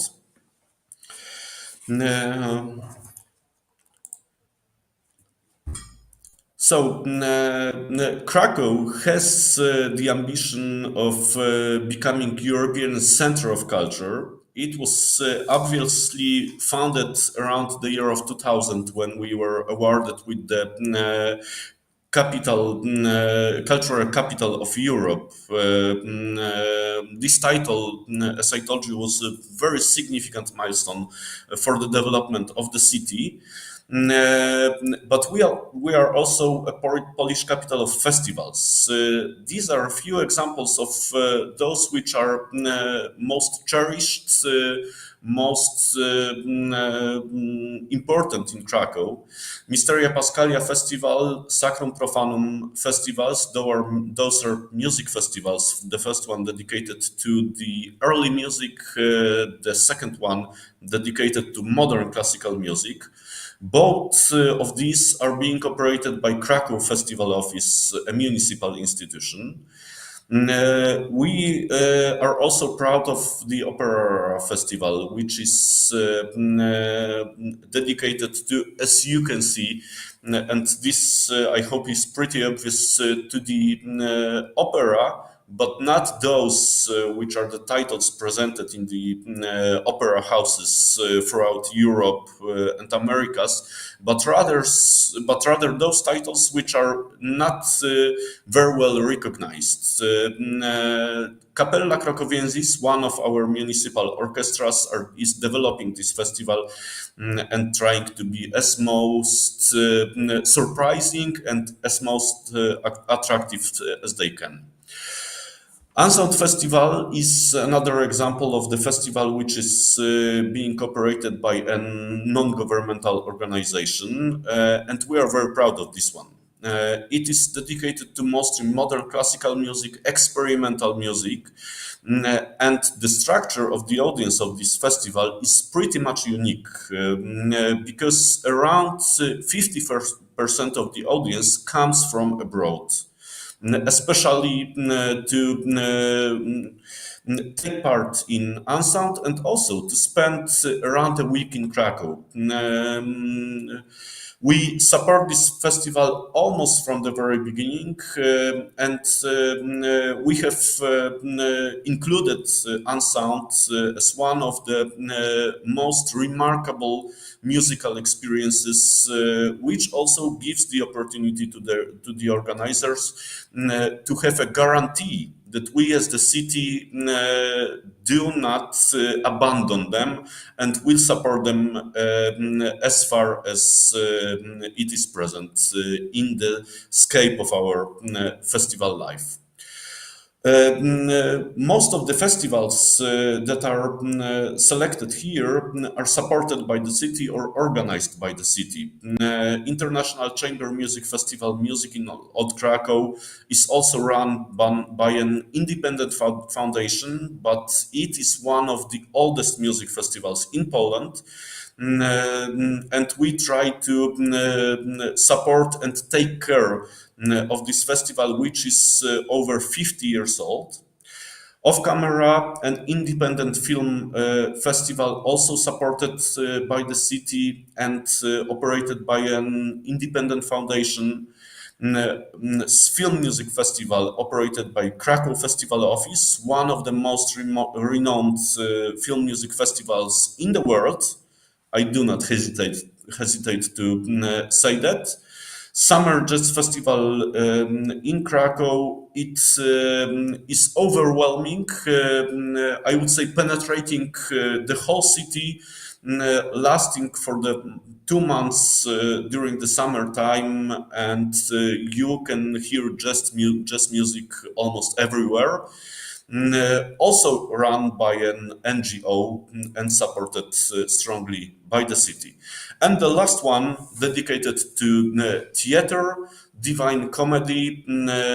Łaźnia Nowa, one of our municipal theaters, is the organizer of this festival. And we, as the municipality, also strongly support this activity. I will give you just a few glimpses on those festivals. This is one of the greatest male sopranos in the world, who sings during the Opera Rara Festival, and you can see a few musicians from the Kapella Krakowiensis, our early music ensemble and chamber choir, municipal institutions we are pretty much proud of. This is Film Music Festival, which has strong ties to Hollywood, to Film Festival in Ghent, but also has developed a very strong educational line, which helps young composers, young sound directors develop and opens somehow the door to the world of film music. Its history reaches almost 20 years, and it's one of our trademarks of Krakow. Sacrum Profanum Festival, pretty much experimental, but also very much dedicated to education and also to the development of the modern classical scene in Poland. Plenty of concerts during the festivals are premieres or pre-premieres of new compositions. Therefore, Krakow and Krakow Festival Office try to commission new pieces to present them in Krakow, and try to build up the strength and the talents of new music composers. This is a glimpse of Unsound festivals in one of the most beautiful halls, venues in Krakow. It is the Słowacki Theatre. It is, unfortunately, I would say, not a municipal institution, but a national and regional one, co-funded by the Ministry of Culture and Małopolska region. Yet it is a unique place, resembles Opera Garnier in Paris, and experimental music sounds great there also in terms of the somehow clash of cultures. Off-camera festival, independent film music festival, very much open to the public, as you can see. So some open-air events as well, presenting independent movies, short movies, also documentaries, and strongly supported by the city as well. Krakow has been entitled the UNESCO City of Literature in 2013. As far as I remember, we have two festivals dedicated to literature. One, Miłosz Festival, after one of our nobles who lived in Krakow, Czesław Miłosz, dedicated to poetry, and Joseph Conrad International Festival of Literature, which has just finished on Sunday. And this one is mostly dedicated to prose, but also to philosophy and to discussion through literature about society, the condition of humanity, etc., etc. Very important event in scope of our cultural policy as well. Krakow has been appointed European Capital of Gastronomic Culture a few years back.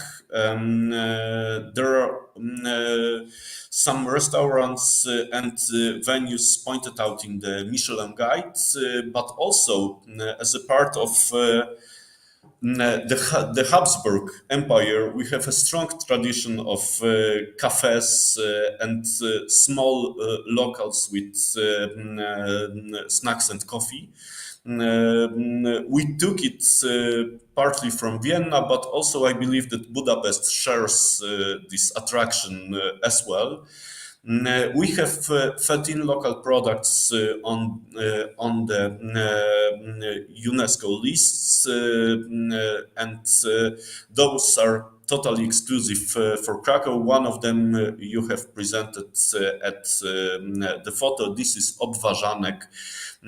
It's a kind of bagel that is special for Krakow, and of course, all the recipes are under the supervision of the European Union. Also, we have a very strong tradition in terms of intangible heritage. On the first photo, you have Lajkonik, which is a kind of resemblance of the Tatars' invasion in Krakow, and we cherish this tradition, and we put life in it at the very beginning of June during the feast of the city of Krakow. And on the second photo, you have a beautiful example of Krakowska Szopka. which is tradition also introduced to the UNESCO Intangible Heritage List. This is kind of cradle, but also strongly connected to the Krakow tangible heritage, as you can see. Those towers resemble the Mariacki Church in the main market square. We have also a huge development which attracts mostly tourists of Christmas and Easter fairs in Krakow. Those are strongly connected to the Christian heritage, yet we have developed them to become one of our most renowned so-called products in terms of tourism and culture as well. We, as the municipality, support 28 cultural institutions. They are kind of our trademarks. 2 orchestras, 8 museums, 9, as far as I remember, theaters, cultural centers and hubs, which we will possibly refer to during the discussion, because in terms of the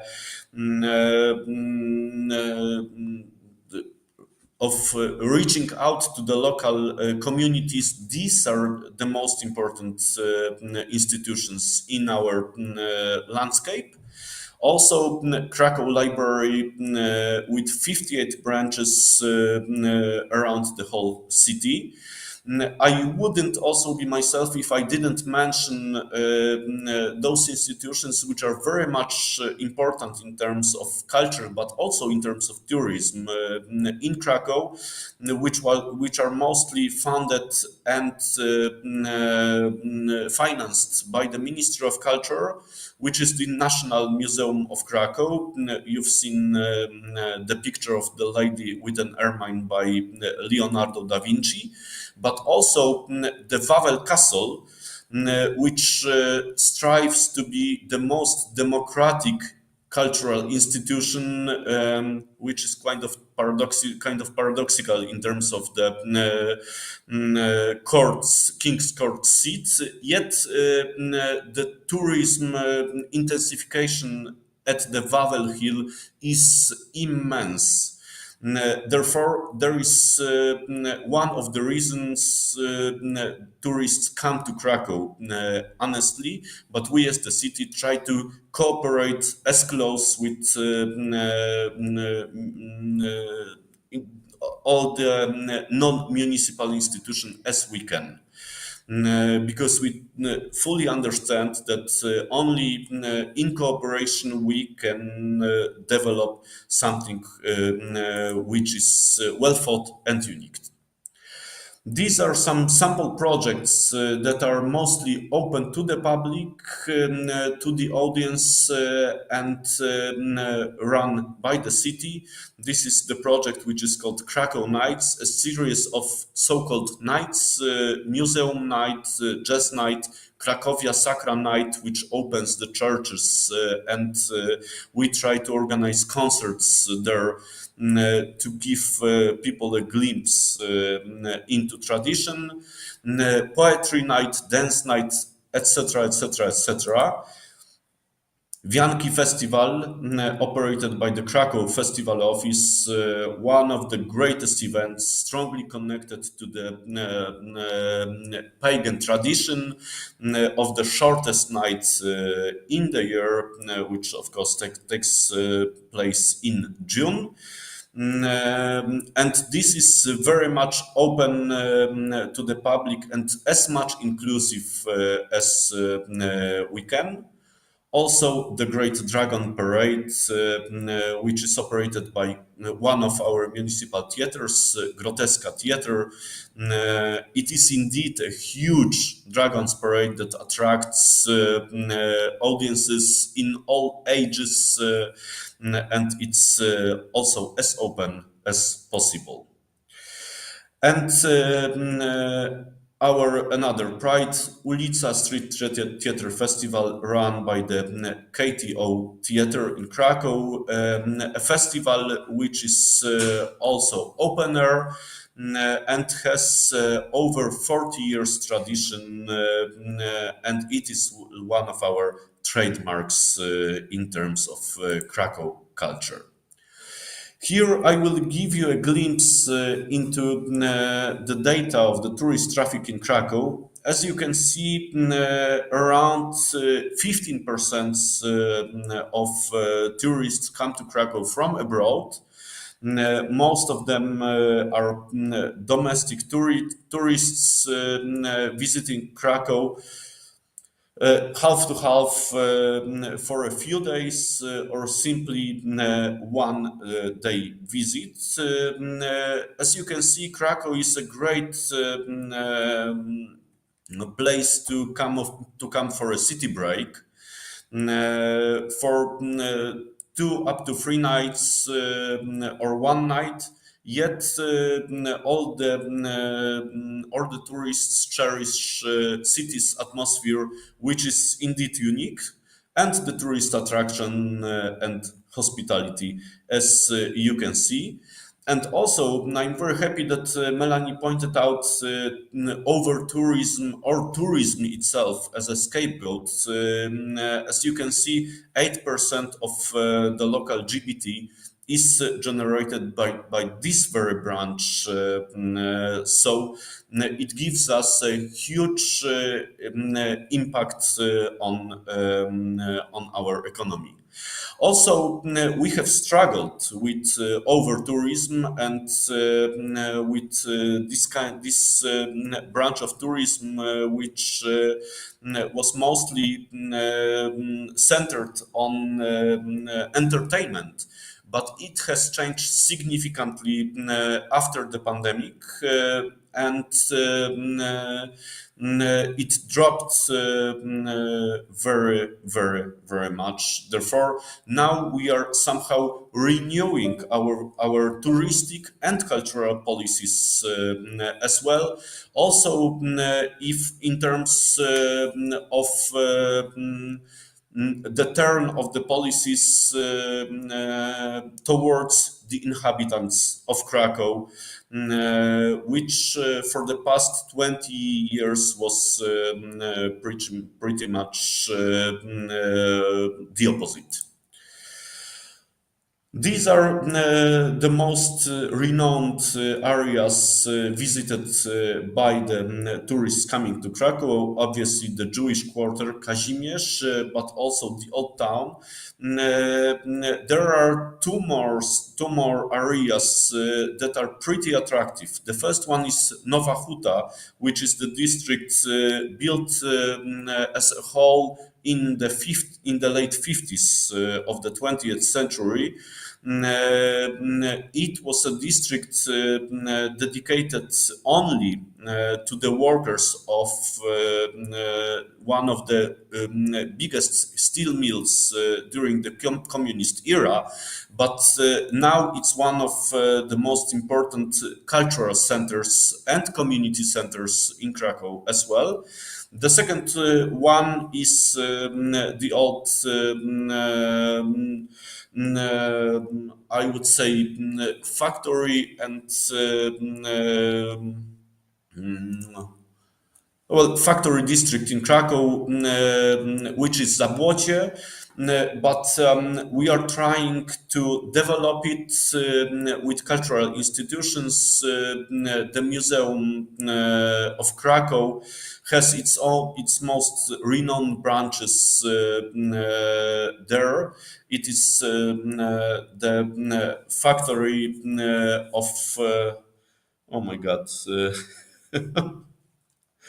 Please, I will come back to that later, but also we have a great modern art museum in Zabłocie district. Therefore, we are trying to disperse this touristic movement around the city and try to somehow show Krakow as not as concentrated on its historical heritage only. And also, we have a huge opportunity in front of us, a whole district of Wesoła. City has bought a huge area in the historical center somehow 5 years back. And we have a whole district, indeed a whole district which used to be a hospital, and with many hospitals and the park that connects it. And now we are working on the development of this huge district, which is meant to be a creative district as a whole. Creative, and by that we mean dedicated to culture, to the development of also new tourism in Krakow. And we are eager to know the experiences of the other cities. Perhaps it will be of help of the development of Wesoła as well. Therefore, we try to perceive Krakow cultures as diverse, open to the world, and community building, which is a very important pillar, and we are very much involved into international cooperation. Therefore, once again, let me thank you for being a part of today's webinar, and I am eager to know more from all of you. Thank you very much. Thank you, Paweł, for your presentation. It was a really broad picture of what is going on with just the cultural tourism development in Kraków. I would like to encourage everyone to just ask some questions in the chat, but we will just answer them after all the presentations, okay? So Paweł, once again, massive thank you for the presentation. And now, because we are running out of time, so I think that it's time now to invite Bartosz Małolepszy, Vice Director of Poznań Heritage Center from Poznań, so also my city. And Bartosz will talk about a special project referring to the 3 quarters of Poznań. Bartosz, the floor is yours. Hello, my first question is, can you hear me and can you see me? We can hear you and see you perfect. Great. Okay, so hello everybody. My name is Bartosz Małolepszy. First of all, I just want to thank you for the invitation for this webinar.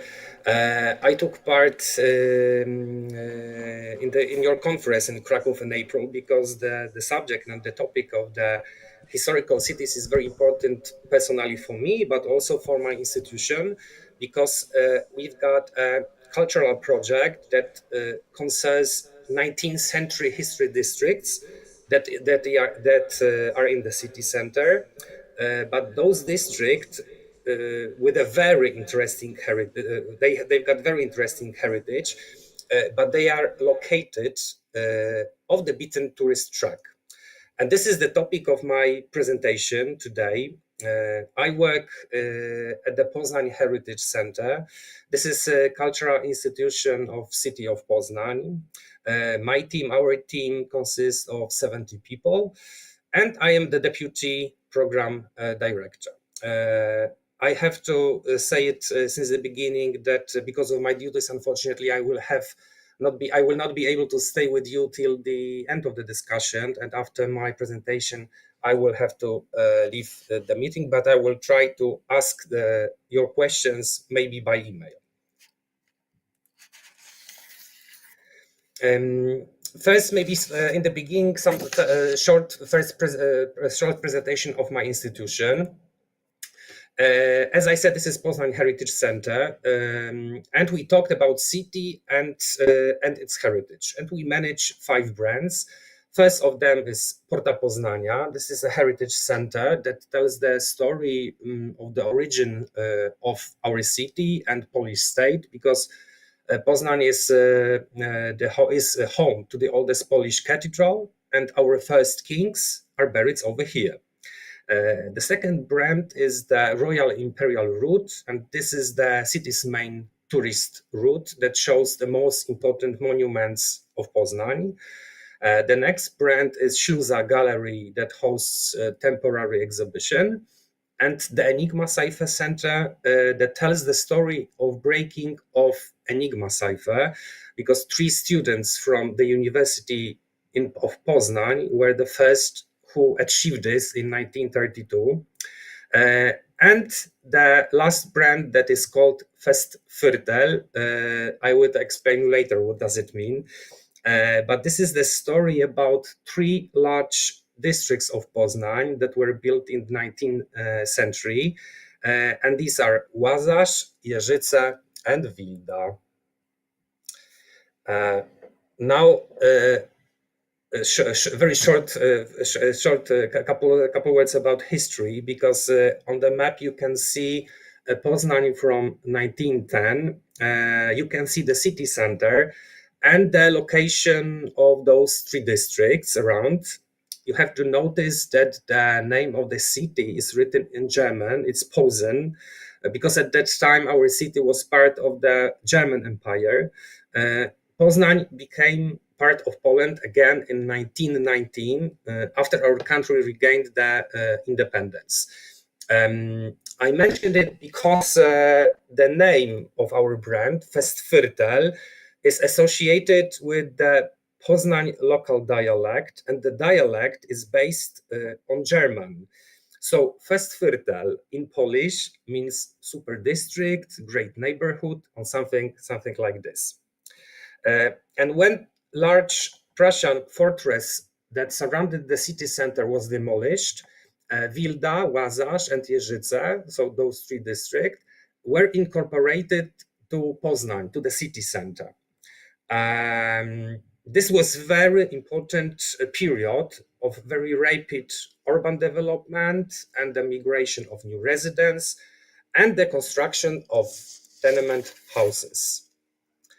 And today, each of the districts has approximately 30,000 residents, and each of them has a very rich heritage. I mean, beautiful tenement houses, and many of them were built in the Art Nouveau style. They have a historic urban layout, and what is unique, each of the district has its own market square, where goods are still sold till today. In addition, there are some historic parks, churches, some school and close industrial plants, and they are all similar, but there are many differences between them. And we just want to define their identity. And therefore, we decided to meet with the residents of each district, and we organized workshops and asked them, who is your district? Because we wanted to identify personality of the districts and compare them to humans. And that is why we organized several meetings in each district, and during the workshops, we used the map method, and we asked residents questions. And you've got over here on the slide some examples of those methods and the questions. So, for example, we make a curiosity map, and we were asking residents, what will surprise everyone who visit my place? The other one web map was a sensory map, and we asked people what affects the senses in my place. Emotional map, what will move us, bring joy, and provoke reflection in my place. On the last map, personality map, what exceptional people lived and worked in my place. And first we asked them to look for answers in the city space and then mark the points on the map and giving them names.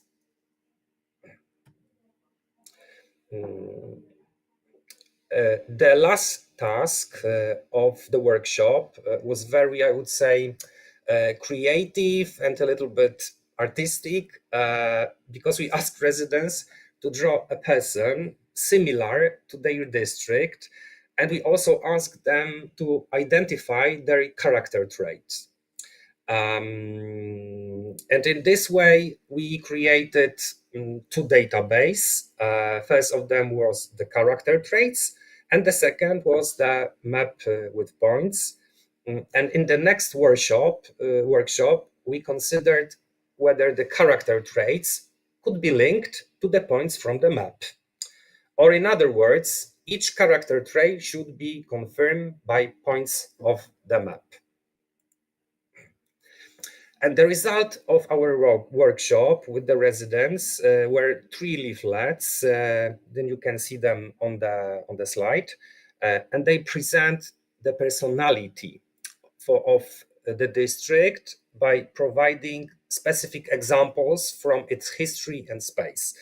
We print these leaflets year after year, but we have them only in Polish language. And we distribute them within 3 districts. And we also prepared a manual. We describe the idea of the project, and we present and explain the methods we use during the workshops. And with this, in fact, we have completed the first part of the first filter project. And we asked ourselves, what now? We considered 2 options, 2 paths for further development of the project. The first was to create a product for tourists, and the second was to create a product for the residents. And before making a decision, we decided to organize a consultation with the local community. We arranged meetings with 3 neighborhood councils, and we presented them 2 visions for further development. And guess what they choose? They said, we don't want tourists in our neighborhood.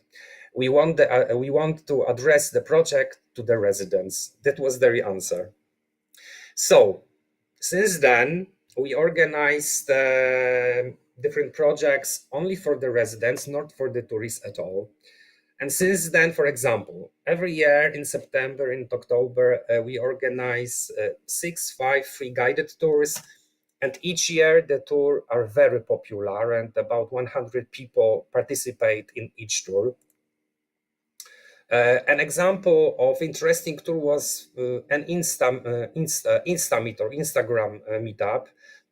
We invite people who have their own Instagram accounts to join us, because during the tour, we talked about the history of the district, and we provide practical tips how to take photos using professional equipment or a phone. And after the tour, the photos were published on Instagram. A unique idea, I think it's a window gallery, shop windows gallery. We wanted to tell the residents the heritage of the districts in place they frequently visit, in the places that are they frequently visit and are very available. So we started to talk to the shop owners and ask if they could hang a poster in their windows. There are usually about 15 posters, and each of the poster contains a short piece of information and has some photo. For example, while shopping, you can stop for a moment and learn more about historic buildings and a famous person from your neighborhood.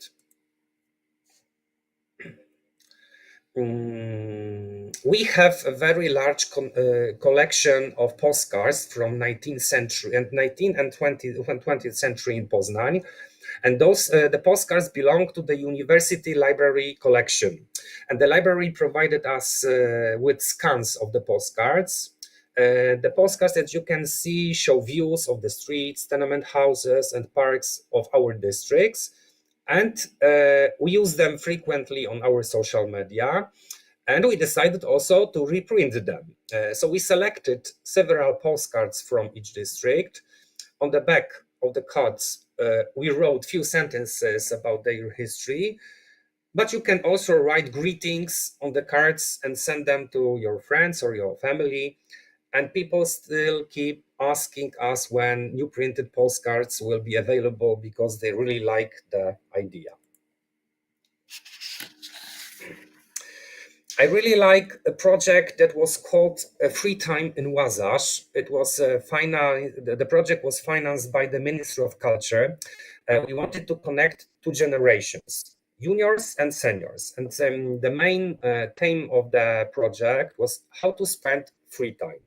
So the children asked the grandparents, what did they do when they were in their age? And how did they have a good fun? First, we organized a workshop for elementary school children, and they learned what oral history is and why meeting seniors is so important.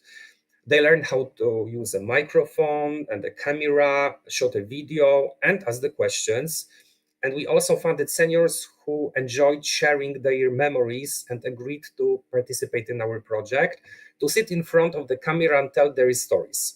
The meeting of these two generations was a very interesting experience, and I had opportunity to observe how the children handled recording videos, asking questions, and how hold the conversation with seniors. And at the project's final, we invited children, seniors, and their families to a meeting to a local community center. And during the meeting, we showed films prepared by the kids, and it was very moving experience for everyone. Another postcard related project is Photo Łazarz. We founded an artist and a photographer who takes a photo using an old technique. The technique is called collodion. The photos are taken on a glass plate, which requires a long light exposure. And we gave the photographer several postcards with views from our district. And we asked him to take a photo using the same frame. So some places have changed, while others look the same. The photographer also took group photos of the residents, just like 100 years ago when tenement houses residents enjoyed taking photos together. And we also organized an exhibition.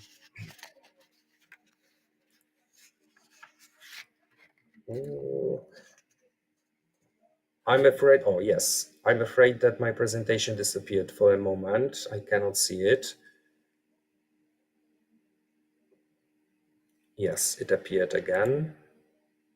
Oh, that is right. Yes. We are currently implementing a project about tenement houses and consists of 3 elements. So it's free guided tours.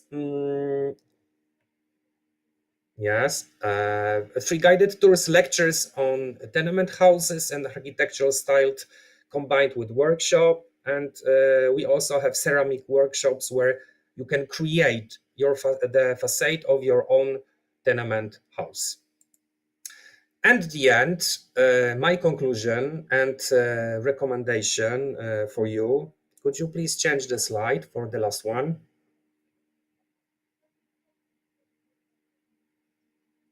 Yes, exactly. So my conclusion is we encourage residents to discover, understand, respect, and protect the local heritage, know the value of the heritage. We encourage residents to be the tourists in their own city. We encourage residents to become ambassadors for their district, to love their place they live in. We encourage residents to identify with their place of residence and integrate with the local community. And what about the tourists? We welcome tourists, but we don't send them invitation. If they want to explore the city, they will certainly visit our district. But if you want to discover the discrete charm of our district, first you have to make a little effort, because our districts are not for everyone. But we try to convince everyone that it is worth walking slowly around the city and observing it carefully, like a flanner. So I hope that that's all of my presentation, and I hope that the presentation was at least a little bit inspiring. Thank you very much, and you are well welcomed in Poznań. Thank you very much, Bartosz. I think that I can join you with welcoming everybody also to Poznań and Kraków, of course. You will run away from us, so I would like to ask you the question, because you just told us what to put in the to-do list, but can you just tell us what you can just write in the not to-do list for sure? When we So I talk, think of course, that, about just developing new cultural tourism. I think that I'm not sure if dispersing tourists around the city is the best way for the sustainable development of tourism, because we have to remember that the city is first of all for the residents. And my first question, when I'm thinking about this, what I heard today, is if the city authorities used to ask the inhabitants, the residents of each district, do they really have the tourists in their neighborhood? I think this is the most important. I'm just wonder what would they say, because the example from Poznań shows that we definitely don't want the tourists in our district. Okay, they can appear. It's not forbidden to come to visit the district for them. But we came to conclusion that if you are really interested in the history of the city, you will find that project and you will get to this place. But this is not a project and a place for everyone. So as I said, you have to make a small effort to get over here. So we it built a means very for me small that barrier we for need them. to be a little bit sensitive with this top-down approach in destination planning, because bottom-up approach needs to be also just developed. So I think that we can just end with that. I will just check the chat box. No, there is no question to you, Bartosz. So thank you very much. It's a pity that you cannot make it and stay with us. We will miss you during the Citizen Dialogue session. But now I think it's time just to go to the next presentation, and I would like to welcome Andrea Mitrofan-Radoiu from Alba Iulia, the town in Romania with Citadel, which is a great attraction, but I think also a great challenge of tourism development in your town. So, Andrea, now you have your 15 to 20 minutes. Indeed, there is. Thank you very much. And thank you for this invitation. I'm more than proud to be an ambassador for a city that holds a unique place in Romanian history and culture. If I have, thank you. That's why I was searching for my presentation. So I would like you to talk a little bit. I know we are short on time, but I would like you to talk a bit about a place where history isn't just displayed in museums. It is a living part of the city. Because Alba Iulia's story began 2000 years ago when the Roman camp of Apulum was built here, and it continued with the medieval Belgrade, a seat for the princes of Transylvania, and today it is known as Alba Iulia, the city of the Great Union. To better understand the city, let's take a short look at some key demographic data and recent development efforts. Alba Iulia has a population of approximately 75,000 inhabitants and covers an area of um, 100 square kilometers. But a crucial aspect of the city's development in recent years has been its ability to attract funding. Thanks to the project that had been implemented here, a large part of the citadel you mentioned before has been restored and reintroduced into the tourist circuit. The city has successfully attracted around 350 million euro in non-reimbursable funds. This significant amount reflects a strong commitment to create new opportunities for the community. Also, these investments have transformed Alba Iulia, making it not just a historically important city, but also a model for urban development, where the past is valued and brought to life through modern projects. Today, with the highest concentration of historical monuments from different eras, built by Romans, Austrian, Hungarian, and Romanian, Alba Iulia is an important cultural and tourist center and one of Romania's symbolic city due to its journey through history. Let's have a short look on the city's identity, which is deeply tied to key monuments in Romanian history. First, our story begins with the Roman era. Here, the Romans established the military camp of Apulum, home to the legendary 13 Gemina legend. The foundation of this Roman castrum were laid by Emperor Trajan around 107 AD, and this was not just a military outpost, but a bustling civilian hub. Remnants of this era can be seen throughout the city, providing a link to its ancient roots. In fact, in 2024, the Roman castrum of the Legion 13 Gemina, here in the slide, was included on the UNESCO World Heritage List as part of the broader Frontiers of the Roman Empire, Dacia, cultural property. This recognition highlights the exceptional universal value of the Apulum site, the most important Roman era site nominated in the province of Dacia. Next, following the Roman period, the city became known as medieval Belgrade.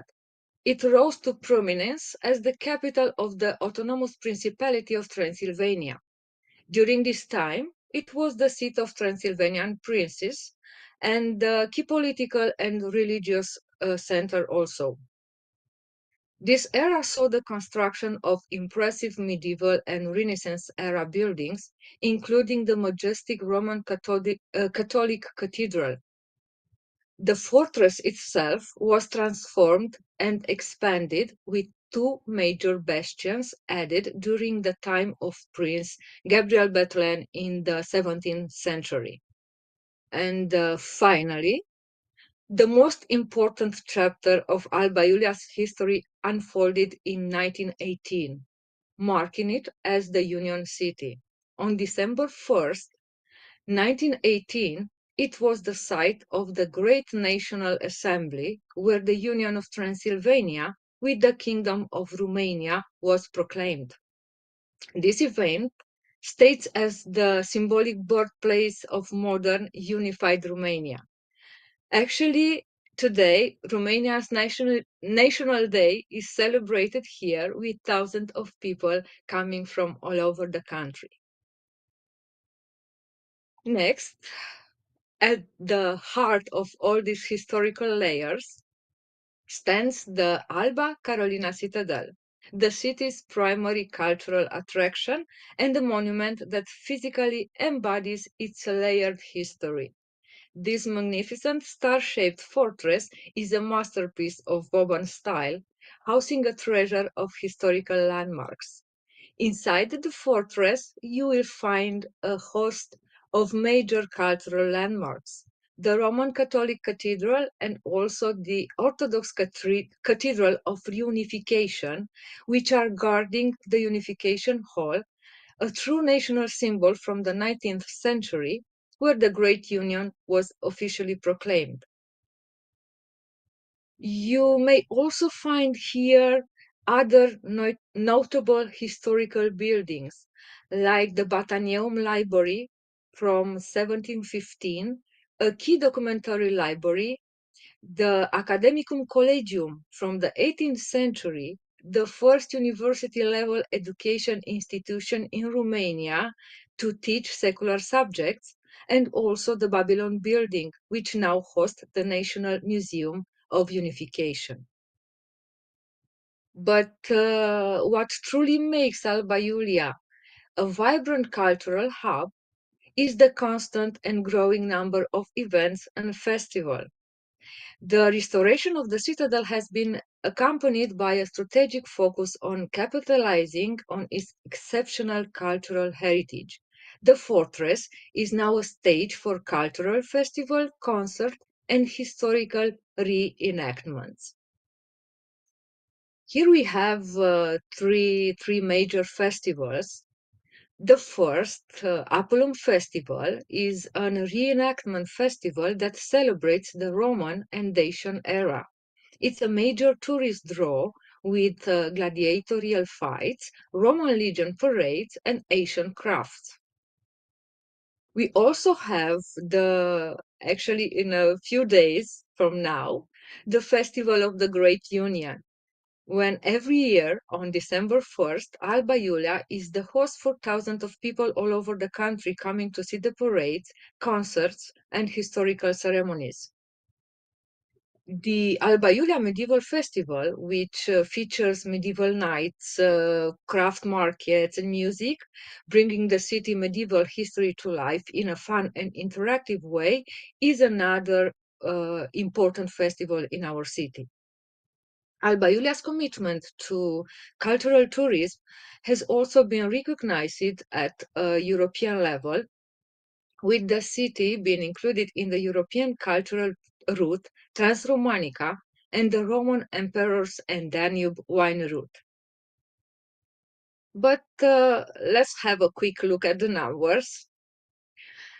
While the National Institute of Statistics provides data at the county level, Alba, it heavily reflects the tourist flow in Alba Iulia city, as it is the main destination. As you can see from the provided data on the slide, there has been a constant increase in the number of tourists over the last 8 years, from 170,000 tourists in 2016, the number has grown steadily, reaching 250,000 in 2023. This is a very positive trend demonstrating the city's growing appeal.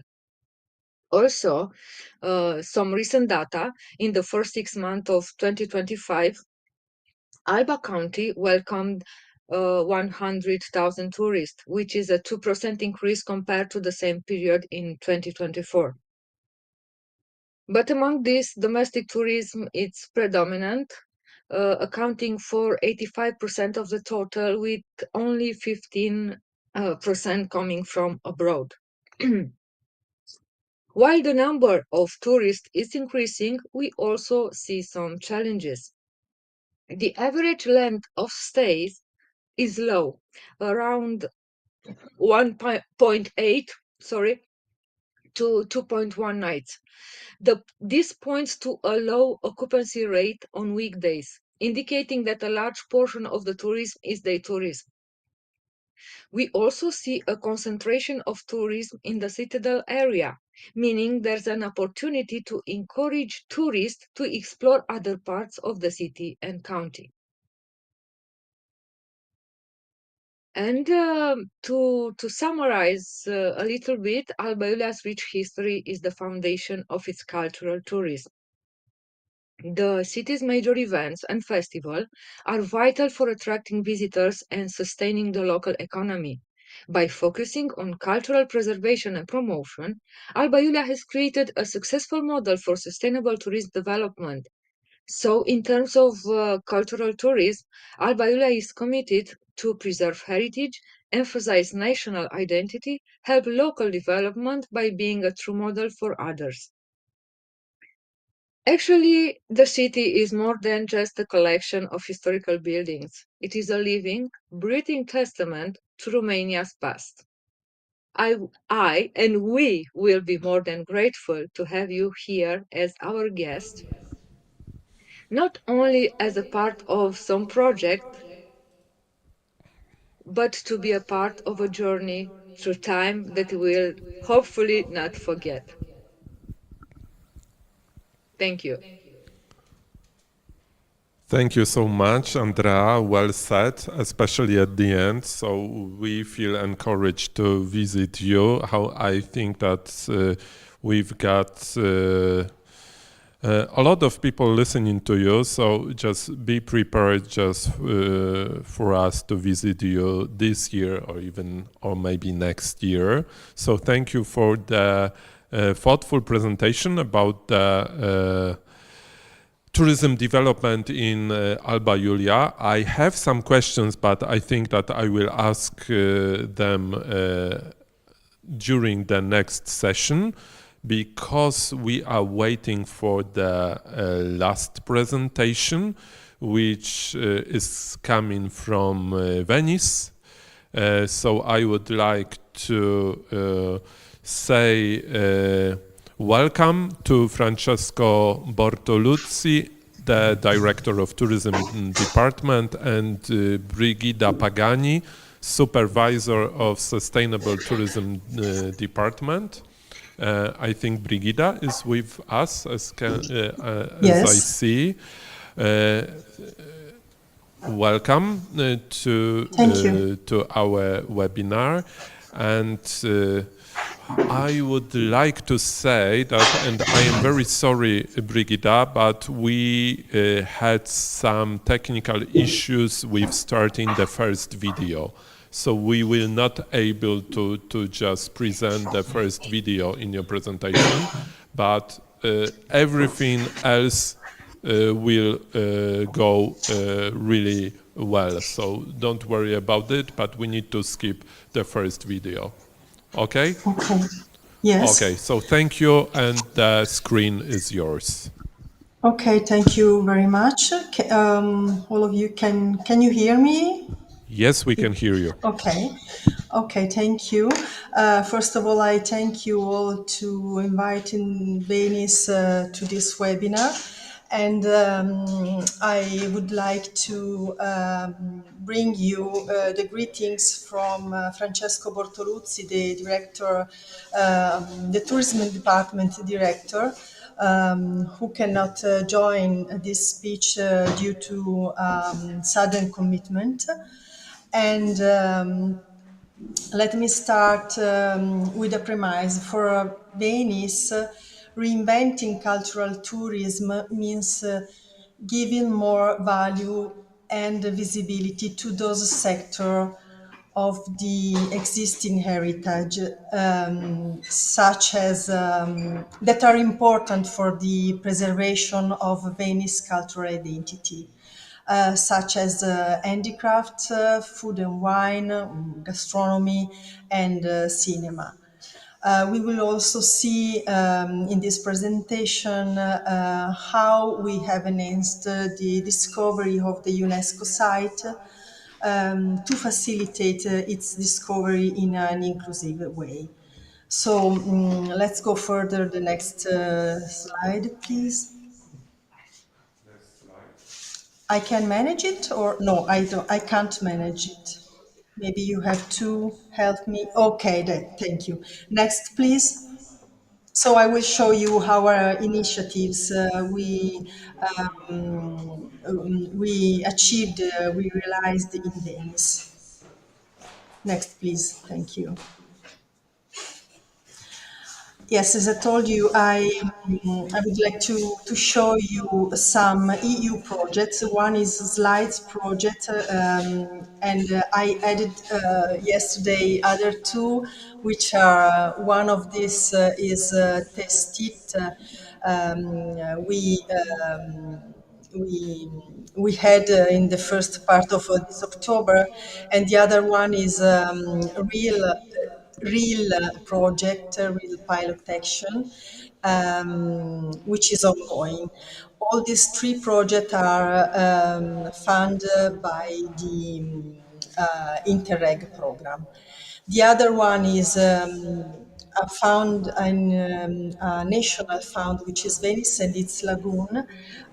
We got this fund from the Ministry of Tourism, Italian Ministry of Tourism, and even the other one, the third one, is found by the Ministry of Tourism. Can you go the next one, please? Okay. This light project was in 2021 and 2022, and in this project we tried to we developed 10 itineraries. You can go to the next slide if you want.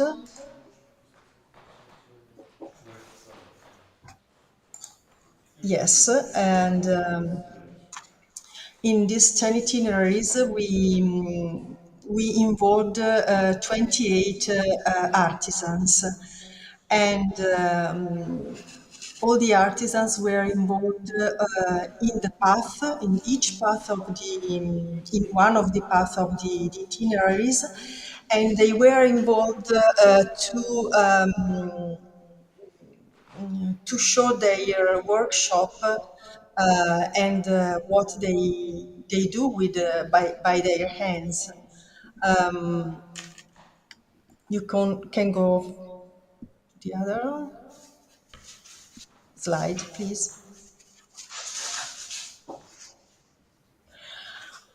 And unfortunately, the video is not possible to be seen, but I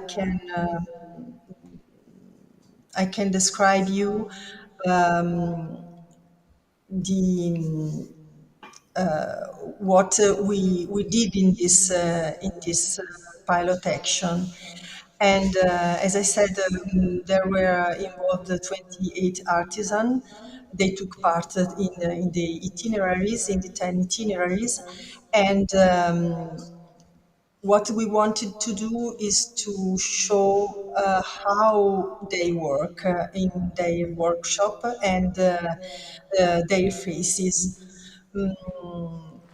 Because craftsmanship is one of the it's not important only for an economic matter in Venice, but also for the preservation of Venice cultural identity. And if you go next, yes, these are some examples of what artisan can do, and we took some shoots of them and videos that we can see in the other slide. If you go next, no, this one is not possible to be seen. Okay. No, it is not possible to be seen. I think I'm afraid. We can go next. Yes, this is the first one at your left. Can we show it, please? Okay.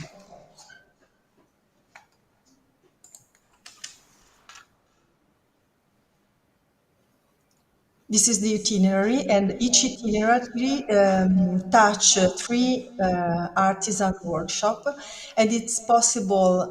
Every workshop has a page on our official portal, tourist portal in Venice, which is called Venezia Unica, and each artisan has a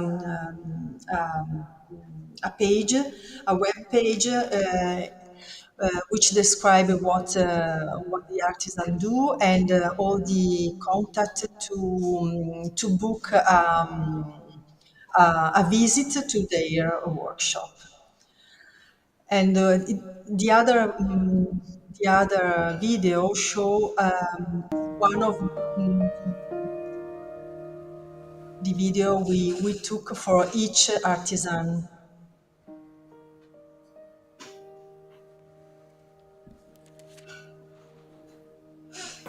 They work with gold leaves.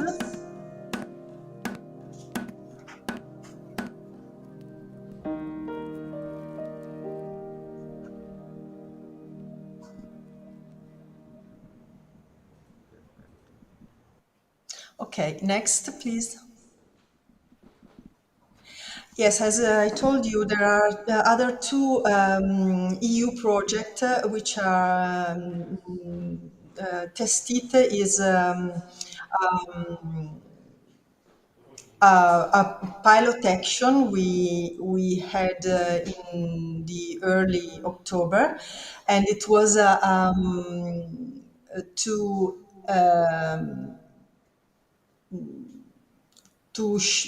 to enhance the role of food and wine heritage, local food and wine heritage in Venice, with different with many stands spread out in Venice Island, other islands, and in the mainland. And the real project is focused on diversifying and reorienting tourist flows using the potential of film in Venice for Venice. Yes, and we can go on. Yes, in the tested pilot action, we had an event called Saor, an urban food festival. It took 3 days, and with more than 100 events spread out in all the territory of the municipality of Venice, so not only in the islands, but even in the mainlands. We can go on. Thank you.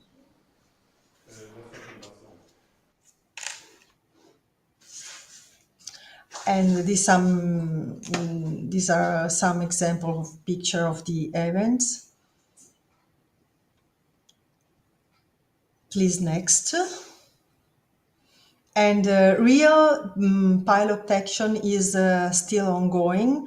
And in this action, there is the renovation and modernization of the House of the Cinema, and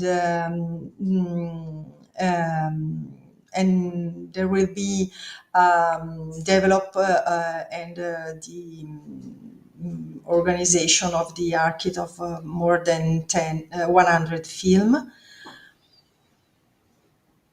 Okay, next, please. And this is another fund we got from the Ministry of Tourism, Italian Ministry of Tourism. In this fund, we could achieve many intervention, and I'm going to show you two of them, which is a fair for the valorization of the craftsmanship, And the other one is the info point UNESCO, which can show people all the UNESCO site, because the UNESCO site in Venice is not only Venice or San Marco Square, but it is Venice and all its lagoon. So it's a very huge territory, more than 70,000 hectares. Next, please. Yes, we can go on. We can go further. Yes, the saloon, the Italian craftsmanship fair. It is in 2020. It started in 2023, and in 2025 we had the third edition, and it is a very high level craftsmanship fair. We can go further. It was in Arsenale of Venice. Arsenale is a very historical place where ancient war boats were built. We can go next, please. Yes, and it was realized in the Tese, in some very old and very precious building. And in this exhibition were more than 100 artisans. Next, please. This is a small video, maybe, that show you. Okay, it's a small video that show you what is.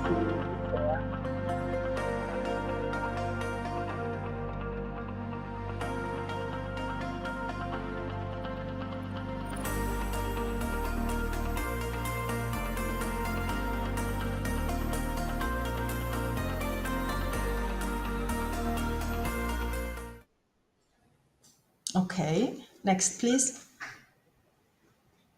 And last, our project we are very proud of is an info point dedicated to the UNESCO side, and we could realize this info point in one of the building of the Forte Marghera fortress.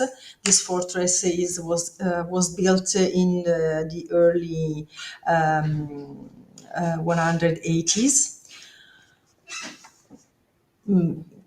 Next, please.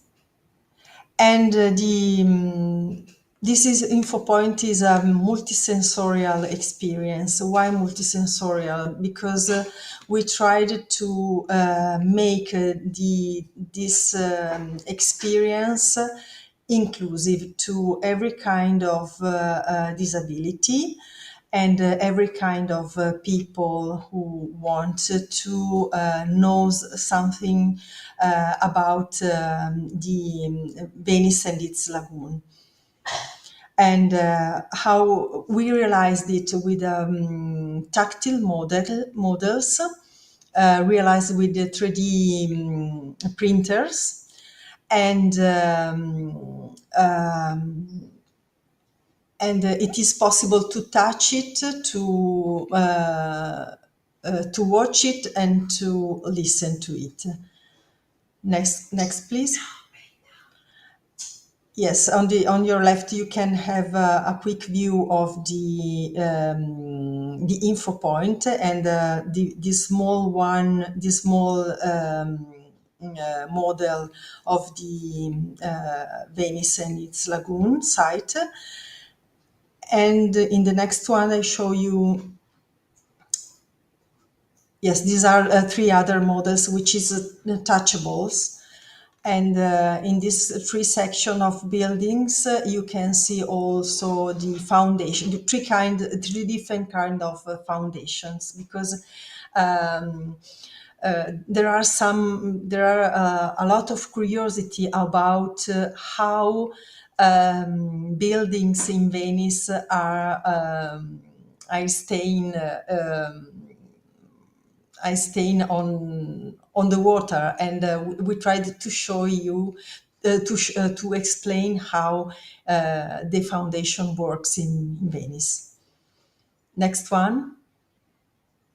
And I think this, if it's possible to see this video. This is the video of the web mapping. Web mapping is a sort of video and explanation of the of the model. Is it possible to see it?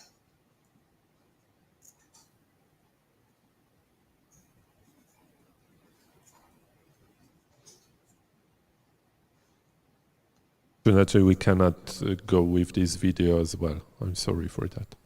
Okay.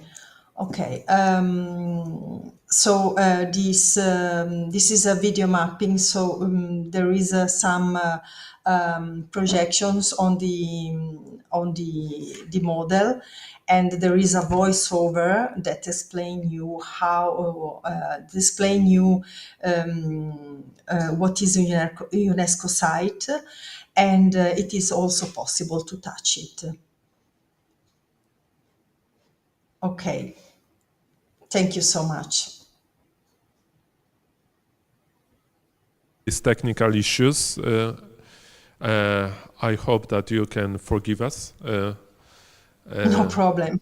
So thank you so much. I think that Venice can just, there are thousands of books, articles, and even movies about the best and the worst of tourism and everything we can find in Venice. And I think that it is very hard just to run sustainable tourism department in Venice. I think that this is a real challenge, and we should go and visit you just to learn how to deal with this issue. But I think that you can have a fresh approach of what works and what doesn't work when we talk about this new cultural tourism, because you have already done it, because you first experienced the problems of tourism development. So I think this discussion, which I think we can open now, will be fruitful because of your also input. So I think that we can just go on with the next session. We are about 5 minutes to 1 p.m. So we still have some time just to run the discussion. So I invite all the speakers except Bartosz from Poznań just to join me, and let's just open the panel discussion about what to do and what not to do when we talk about new cultural tourism. Okay, I think that we got almost everyone. I am asking just the technicians if we can also just, if Melanie Smith can also join to this discussion. Okay, so Melanie, just the information for you. We need some time just to make you participating in this panel discussion. So thank you so much again to just be here and just to share with us some reflections on cultural tourism development. The panel, I think, should build on these 4 presentations we heard. And I think that I just made some notes of Bartosz's presentation, so I think that we can just treat me as a representative of Bartosz. I would like to that it would be great if we can just focus on both, and this is important, successful practices, but also just lessons, let's call them like that, learned from the past challenges. And my vision is just to draft just practical guidelines, or just how to say, toolkit in the form of to-do list and not to-do list for co-creating sustainable cultural tourism. So I think that we can just, Melanie is also with us, so it's great to see you all in this panel. But first, for the introduction, I would like to ask the representatives of the cities presented in the previous session, and ask in which areas is tourism most concentrated in your city, and what are the main trends shaping its development? Or do you see some changes in these areas? I know that you just mentioned them during your presentations, but also just let the participants know what are the key challenges when you just think about cultural tourism development in your city. So first, I think that Paweł can just say a few words. Thank you very much. Glad to see you all here. Thanks once again. Well, I would point out the old city, the old town in Krakow, which is the most touristic place. It covers the main market square and also all the streets that surround it, and also the so-called King's Way, which leads from the Wawel Hill, the Wawel Castle, through the old town. And the second district, which is very fragile to over-tourism, I would say, is the Jewish district, Kazimierz. And I must admit, it led to strong gentrifications of those districts. Especially, we can see that in the old town, it was almost fully inhabited in the 90s, and now we have in this area around 450 inhabitants that are left. And the comfort of living has dropped for them, because as you can imagine, it's not only the touristification, but also the location of all the clubs and entertainment places which are concentrated in the old town might be quite annoying for the inhabitants. The gentrification process also touched Kazimierz, the Jewish district, but not as significantly as the old town itself. Yet, as I told you during my presentation, we managed to develop new touristic destinations, which are the first Nowa Huta, the old so-called workers district, which is actually very attractive both in terms of cultural life, but also in terms of the architecture.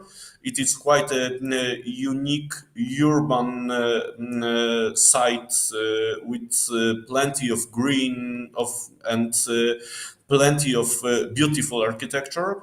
And also, I told you about Zabłocie, where the factories were located before the World War II. And now we are trying to develop it through culture mostly. I told you about the Museum of Modern Art, but also there is a Schindler's Factory, which you might be acquainted with through Steven Spielberg's movie. And this is one of the branches of the Krakow Museum, which hosts almost 400,000 visitors a year, which is a huge number. But if I'm talking about the tourists movement around the city in terms of Zabłocie district, it's mostly concentrated at the Schindler's Factory, and then most of the tourists go to visit the Jewish district, which is not very far away.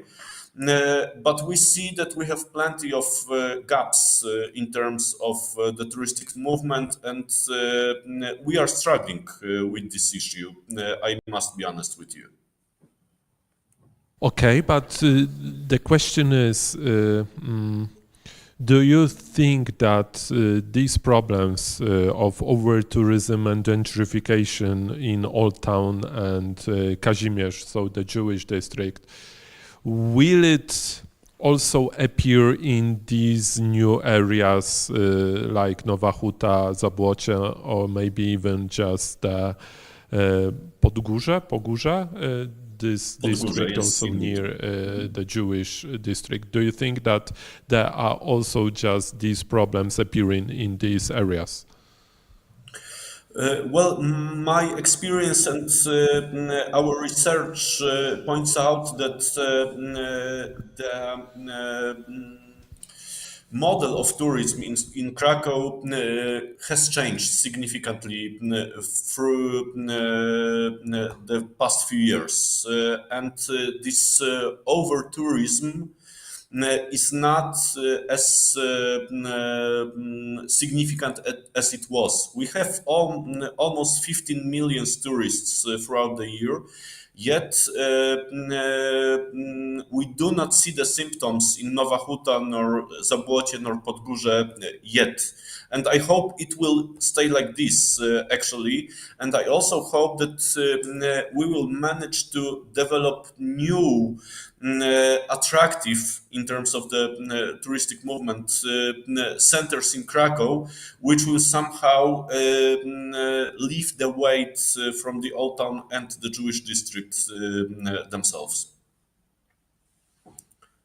Did I answer your question somehow? I'd like to encourage all the participants to ask their questions in the chat box, but also there is also just a request for you, so the panelists, if you can add something, just go freely, and we can just exchange some thoughts freely without my questions. Okay, I don't feel just good to be the only one who asks questions, but I can do it, of course. So I would like to ask Andrea, just to also, if you can just draw a picture of just some challenges in this tourism development in your city. And I would like to ask you just a question: what do you do to encourage the tourists to visit areas outside Citadela? Because there is a huge challenge, because Alba Iulia is more town than city. So I think that it is very hard just to encourage people to just go outside when everything is so near. So what do you do with these aspects? Yes, actually, you pointed correctly, because our main challenge is this, let's call it like this, the Citadel bubble. Having the fact that every tourist who came in Alba Iulia willing to touch the walls, to see the buildings inside the walls, we do have a problem with the tourists being too concentrated and does not spread. So so we have too much in one place.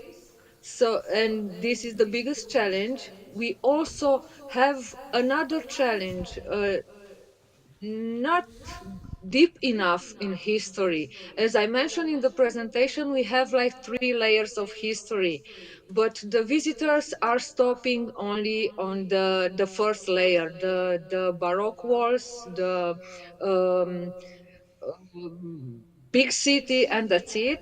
And also we have another challenge, the busy season. We have too many visitors in summer and too few in spring and autumn. So we must find a way to attract people all year. To coming back to your questions, there is actually a strategy in our city to switch the trend towards the lower city. This area also has history, local food, local shops, um, artisan crafts, but tourists miss it. So one of the biggest challenges is to switch the interest from the citadel to the lower city. We have started a pilot program to use our citizen as city ambassadors to act like hosts for the tourist and to get the tourist outside the citadel. So this is the main challenge we face it right now, to encourage the tourist to see the lower city, to see the landmarks there, and also to switch the roads, the historical roads, towards the bicycle roads, towards the city, lower city roads, and so on. Hmm. And I we rem. are also trying, yeah, please. Yeah, yeah. Go on. Uh, I also have a technical issue. I hear you with echoes. Yeah, me too. Me too. Sometimes it So, happens. okay, so this is common. Okay. So right now we are trying to revitalize the lower city. This is the main challenges for us. Coming back to the to you mentioning this residents being ambassadors of Alba Iulia, Yeah. was it or is it a successful project? How does it work? Uh, Because it is also Actually, we just the started. challenge with doing this. Some of the projects look good on a paper, and when we think about them, everything is great, and we think that there is a good idea. But then we see that something is not working. Is it also the story of Alba Iulia in this project? We started this project. We started like 8 years ago, with a short stopping between the COVID pandemic period, and we started with 8 people, actually, 8 students who was willing to give a hand in this program. And right now we have like 25 to 50 person residents involved in this program. Basically they are they are help us um, to talk about the city in a different perspective. We have students in this project, we have retired teachers in this project, we also have local business person in this project, and they work as volunteer guides. Actually, they are like storytellers for the city and taking care of the city in the same place. But we are planning to extend this program also by involving the local schools and local high schools. So for us, yes, this program is working, but there are always ways to improve it. So you see, Andrea, I am a misbeliever of maybe such challenging projects, but I shouldn't be. And I think that You your should aim to situation, Alba Iulian. I think, is more similar to Venice. When we think about just one-day visitors, which are the problems, and not enough tourists, which should become a real cultural visitors. So coming back to Brigida, can you just tell us about what has changed in Venice in the last 3 years after COVID? What changes you can observe in Venice tourist flows? Well, to be honest, as Professor Kay Smith said before, and Venice is a victim of its fame. So, what can we do? Our challenge, our daily challenge. Well, first of all, to answer to your question, I have to say that after COVID, we could see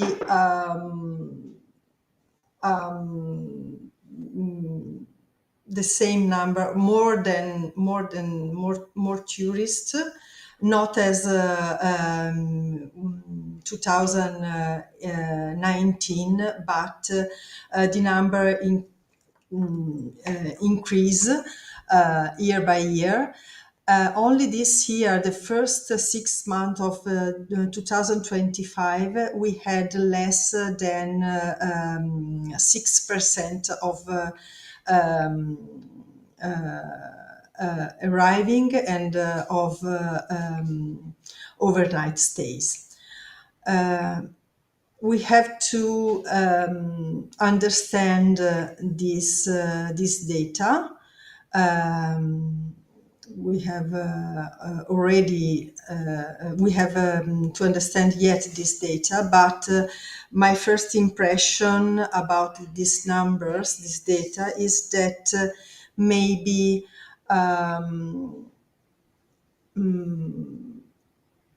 the visit is too expensive for some people. The visit in Venice is too expensive. Even if we have low-cost air companies, even if we have Airbnb, but maybe due to the general economy issue, in global economy issue, maybe we have some problem with tourists now. Yes, but Venice is Venice, so we have so many tourists. What is our daily challenge as the municipality of Venice, and in particular as the tourism department, is to manage tourists in this way. We cannot force people not to visit the must-see places as San Marco Square and the Rialto Bridge, because the most of our visitors are daily visitors, and they are not repeaters.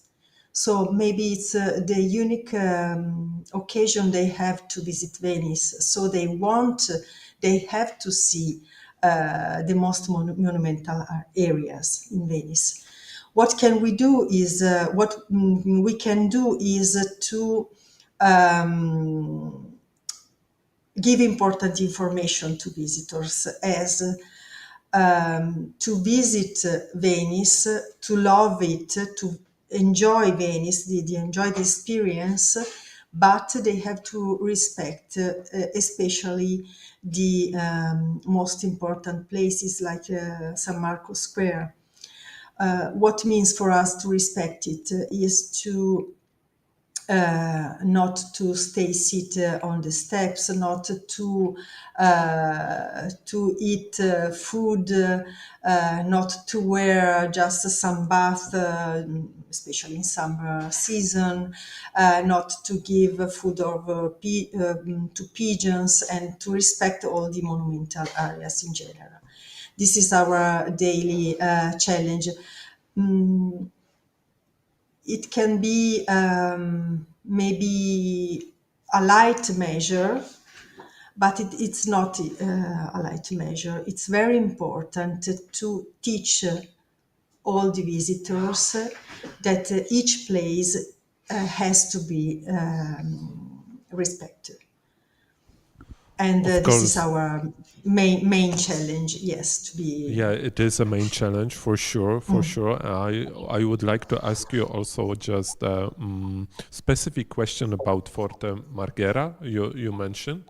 How many visitors get to this place? Because it is challenging. You need to just leave the island, the old town, and to get it.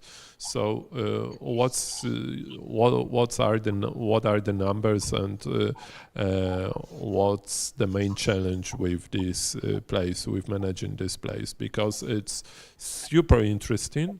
I visit Venice every year. I am a cultural tourism, so don't worry. Just at least 1 week and just visiting cultural places, not drinking wine and beer and on a St. Marco Square. But I haven't done it yet, so that's why I'm asking about these numbers. Yes, the numbers are only a few, because after COVID, we try to encourage tourists to visit places out of the beaten path. What I show you in my presentation are all projects out of the beaten path. Even if some of them are in Venice, but they are around the what we call this, not the suburb of Venice, because Venice is all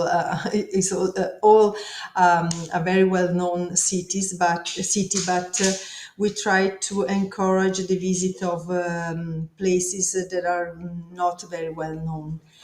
And Forte Marghera is a very new place to visit. The info point was shown the first time last 4 October of 2024, and for us it's a new challenge to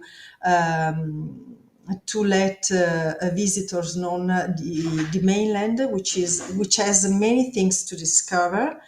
We have 10 ancient fortresses to discover, but it is now not known about by foreigner tourists, because they want to visit Venice first of all. So it is difficult to bring them, to convince them to visit also the mainland. We can do it with repeaters like you, maybe. This is our challenge, but Info Point UNESCO is one of our main challenge. I think we can do something better next years. For sure, I can just tell you that after your presentation, I will for sure visit the Forte Marghera, for sure. So, you're welcome, and yes, yes. And if you want to have even a guide, we are at your disposal. Thank you so much. For sure, we will meet then. So it's great. Thank you so much. Melanie, I just want to ask you, because I have the feeling that when we talk about cultural tourism, sustainable tourism, we still just talk about what it should be like, but the situation is still the same. And I think that in Budapest also we are talking about just division between this cultural tourism, cultural tourists and entertainment tourists, with a little just access of business tourism, and you mentioned just the, another segment, I forgot now. But do you think that we still play the same cards and cannot just do anything with just promoting, changing the way of tourism should be developed in attractive cities? What's your opinion about that?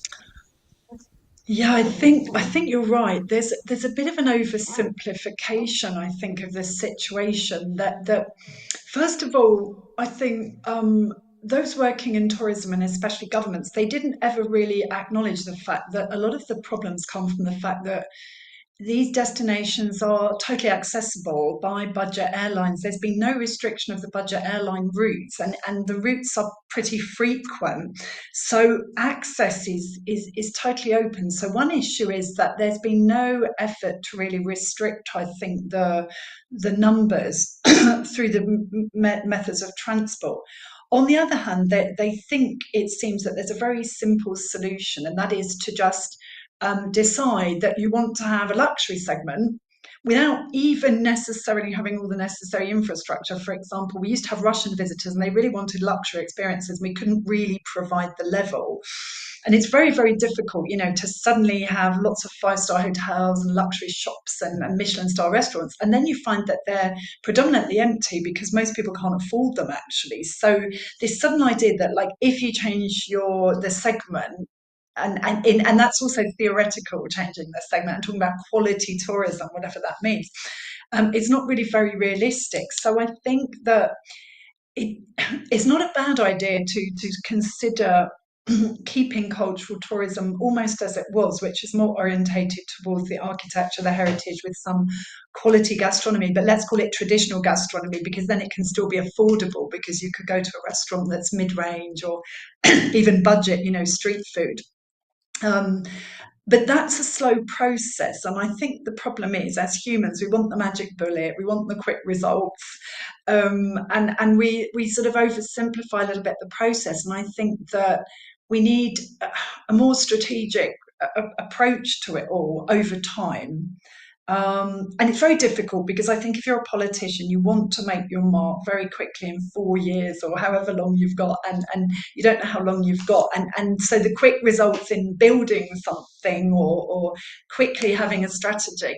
But we all know, I think, that the building blocks it's quite a slow process. I also think that we have to think long term for sustainability, but there's no end to that. And so you don't see the results quickly, and it's a bit like return on investment. It doesn't come soon enough, I think, for a lot of operators. So this is why I think we find ourselves time and again in the same position. I was looking with my students the other day at the Butler's life cycle model and then the Doxy's irritation index, and these are going back to like 1960s and 70s. And I said to them that we haven't made a lot of progress if we're looking at these models again and lamenting the fact that all destinations are passing through the same processes. But what do? I mean, you either price people out, and that's not democratic, or you limit the budget airlines, which I think could be done, one flight a week or 2 flights a week, and that's it, not every single day. But either way, you're putting restrictions on ordinary people, and I don't feel so happy about that. But at the same time, we're trying to attract quality tourists who've got money. But that's not really the solution either, I guess. So that's why I think we're still in the same position as we were. But some cities have taken it further. I think they are looking long term at sustainability, and they are looking at smart solutions in terms of flows, like Amsterdam, and they have started to put residents first. At least, to be fair, in Budapest there have been some measures about Airbnb and this kind of thing. But in terms of tourism, the problem is, I think there hasn't been a lot of building on what went before. Everybody wants to come in with a new idea instead of looking back and building on what we've done and taking it forward. And that's a fragmented approach. And I think that's the problem. It's fragmented in time and also space. So this is why we don't really make as much progress as we want, I think. Does that answer your question a little bit? Yes, you're right. And I think that there is also a challenge that I have an impression that tourism industry has learned a lot about how strategic, how sustainable the tourism should be planned. And also we've got a lot of knowledge within the public institution, local public institutions. City managers are also aware of the problems, but the quality of politics, just the politicians is dropping. So they are not good co-workers with the tourism industry. So it's challenging that the environment is worse and tourism is now partly prepared for this strategic steps. So maybe this is also the problem of this sustainability in tourism development. But now I would like to just to go on and just try to start this to do and not to do list and focus on I think the most important things, which is the inclusiveness and the local community involvement in this process. I think that you just told us a lot of good examples of how it can be done. So my question is, what tools or participatory methods have you used to involve residents in shaping the local tourism offer? I can tell that Bartosz told us a lot about this issue, even just focusing on the inhabitants, just the community residents that told them we don't want tourism. So it is also challenging for people just involving in tourism. What to do in that instance? So what are the good and bad approaches of the community involvement? Can you just tell me more about this? Also in Budapest. So let's start with who wants to be first, just to start the list. I might explain something in our position. I need to make a short introduction first, because actually the problem with the issue with the inhabitants of Kraków not feeling at home in Krakow because the over-tourism was a huge issue here. But actually, we are now in the process of changing the whole city policy, which is meant to be much more towards the inhabitants of Kraków, and also very much towards local communities that we are working with on a daily basis, mostly through our institutions of culture that are very much in connection with those communities, and also with the huge help of the non-governmental organizations that are pretty much acquainted with people they work with every day. Therefore, we need to somehow tame a huge stream which was very much current throughout the past 20 or 25 years, which was very much a kind of stream that shows off Krakow as an international city, as a welcoming city, as a city of festivals, etc., etc., etc. And somehow it detached from the everyday life and the comfort of the inhabitants. And we are trying to balance those policies. And of course, we are aware that some communities will be strongly opposing the touristic movement. Yet we need to deal with it wisely, and also perhaps this is the answer. Perhaps it's their opinion is much more valuable in terms of the policy, which is not a short-term one, but a long-term one. That they simply cherish their community, they simply cherish their surrounding, and they want to just to be as it is. I personally live in a district which is not somehow touched by the touristic movement, and I know that we can build something around the inhabitants of the district, because we do not interfere with those issues. So perhaps it's something we need to take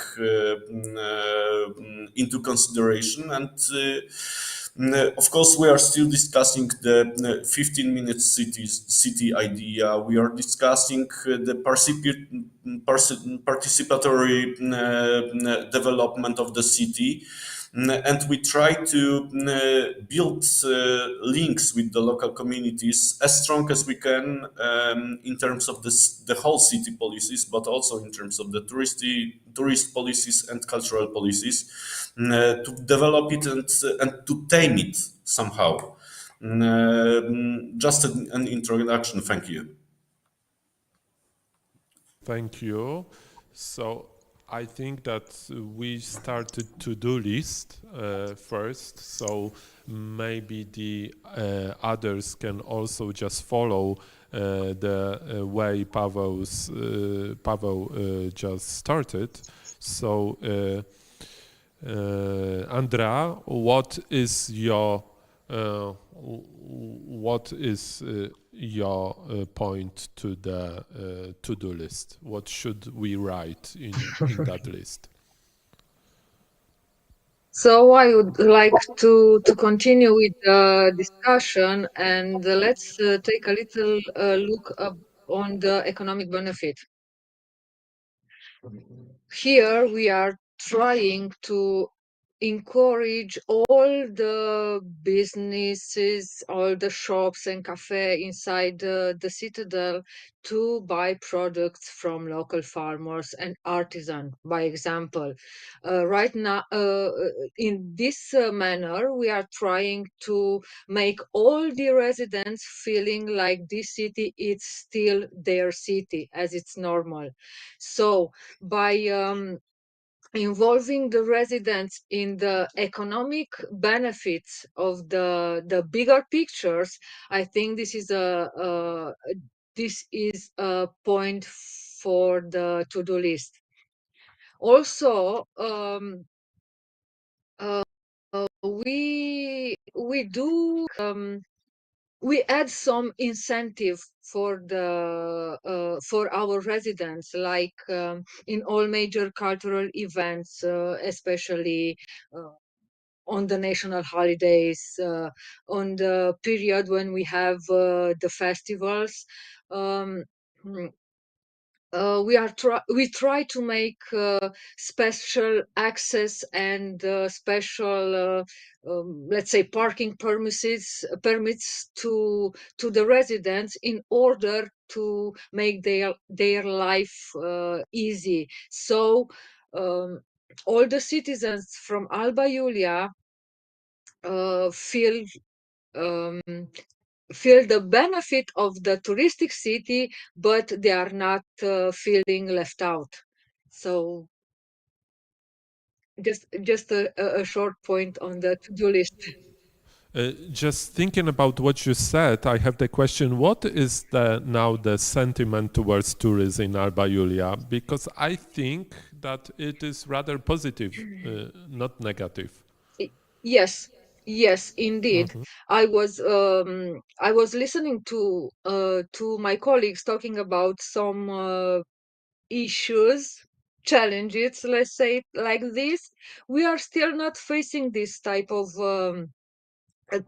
challenges. We are still welcoming tourists in our city. We are still willing to have, not like Posen, we still wanted to have tourists. Yes, we don't have fortunately, we don't have the problem with uh, party much tourists. So our citadel is uh, more like for families with children, for um, tourists with a good behavior. So we And are I not think, yet yes, I think that yet. yeah, this is the special situation when we think about Alba Iulia, because there are still potential to grow without just visible negative effects, I could say, besides of these day trippers, which are the issue everywhere. And I think that this situation is similar to Poznań, so the city Bartosz told us about. So that's why this results of this survey and interviews with inhabitants of these 3 districts in Poznań were so astonishing, because they said clearly, we don't want tourists, and you need to know that only 1 district of these 3 are just popular in the tourist way. So they started to think, I think inhabitants started to think strategically about what will be the future if we invite tourists now. So I think that inhabitants are much wiser than we think. So that's why I'm coming back to what Paweł said about just constantly asking inhabitants, residents about their opinion, their sentiment about tourism. This is important, and this is also the way we can just use the new technology to do this in a cheaper, I would say, way, because the technology makes the surveys cheaper. Just we know that we can do it just cheaper. So coming back to, I think, Brigida now, what we can do to fulfill this to-do list. What propositions you have to add to this list? What to do to make local involvement better?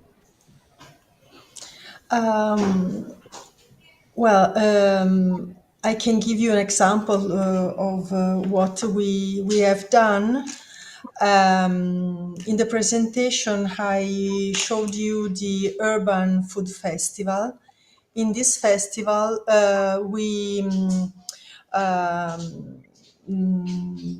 we had a public call to invite producer, restaurants, stakeholders, associations to take part to this event.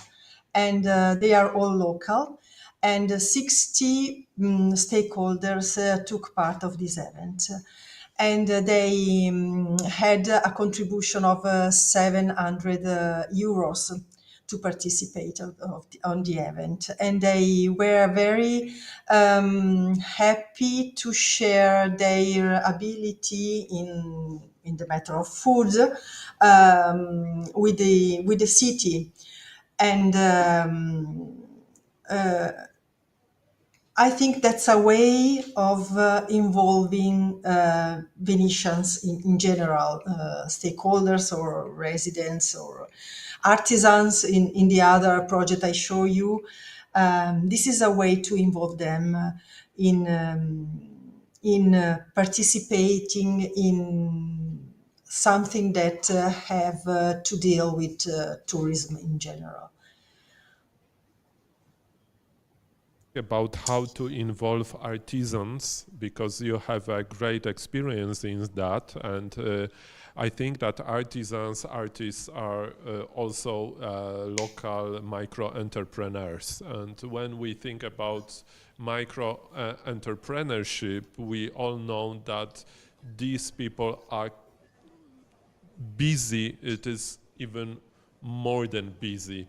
They have no time for anything. So how to just make the space for them to feel good with the another projects which have milestones to fulfill and so on.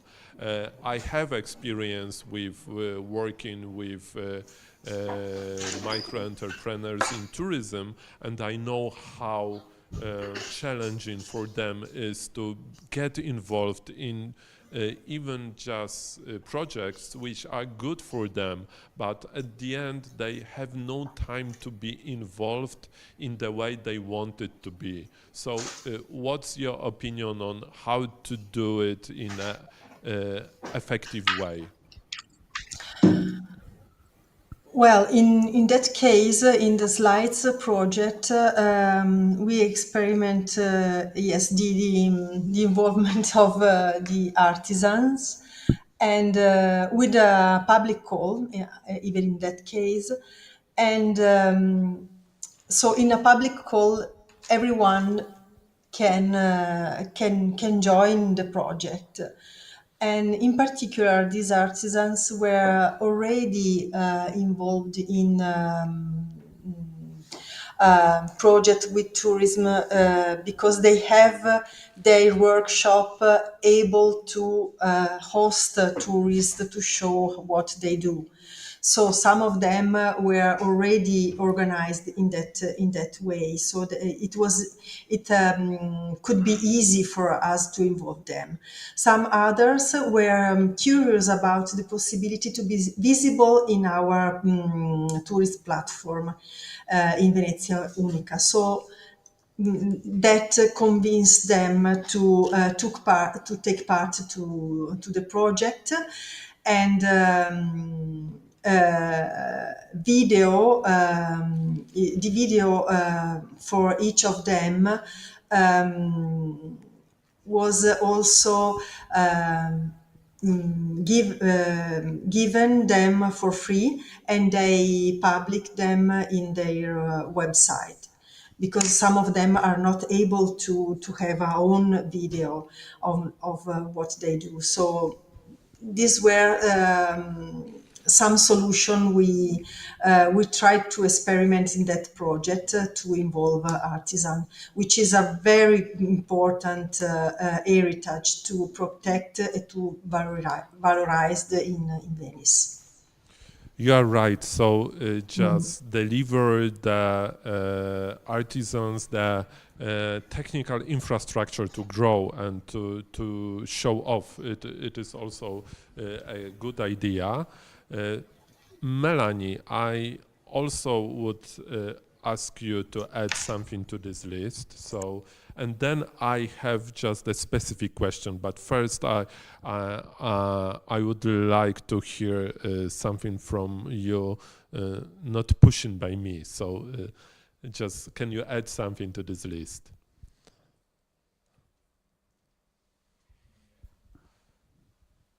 I mute, I think, somehow. I can't hear you.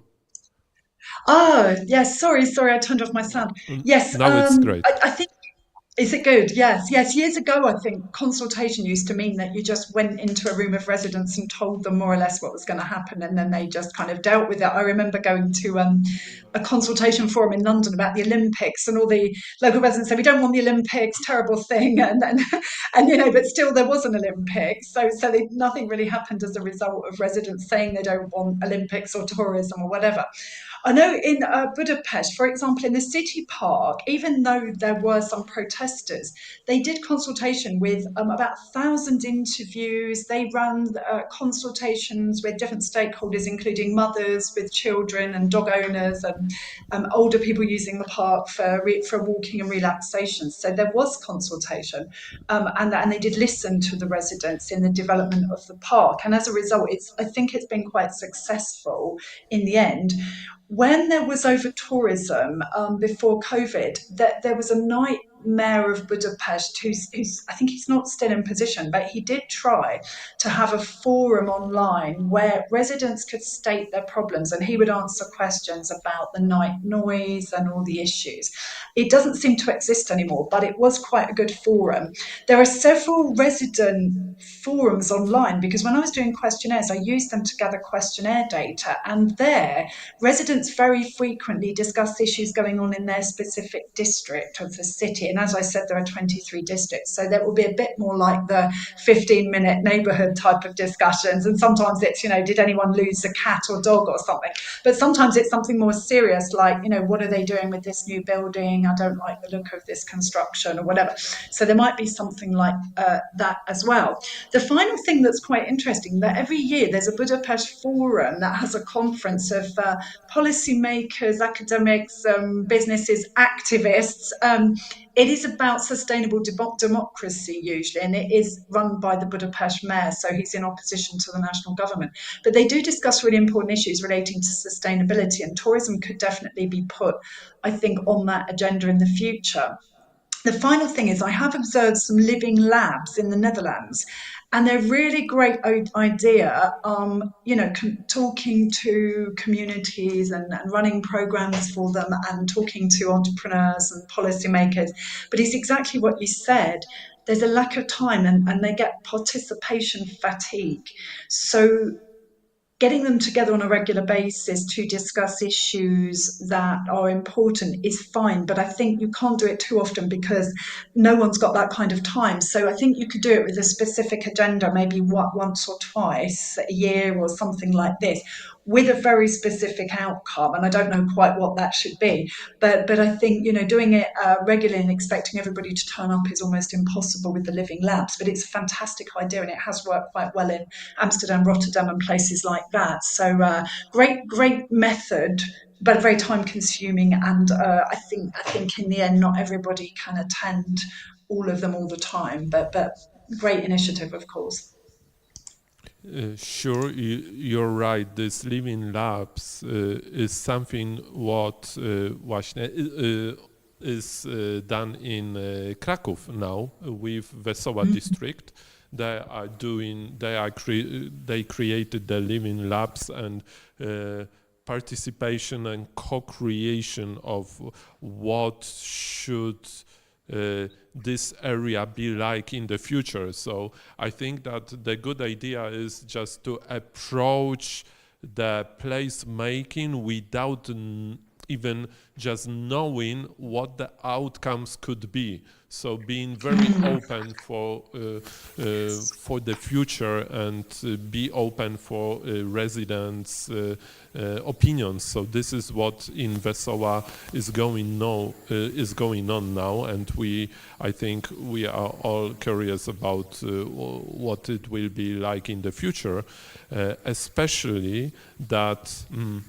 I remember that once I read the book about it was the project in Finland and in Norwegia about culturally sensitive tourism, and they also just made this living lab approach, and their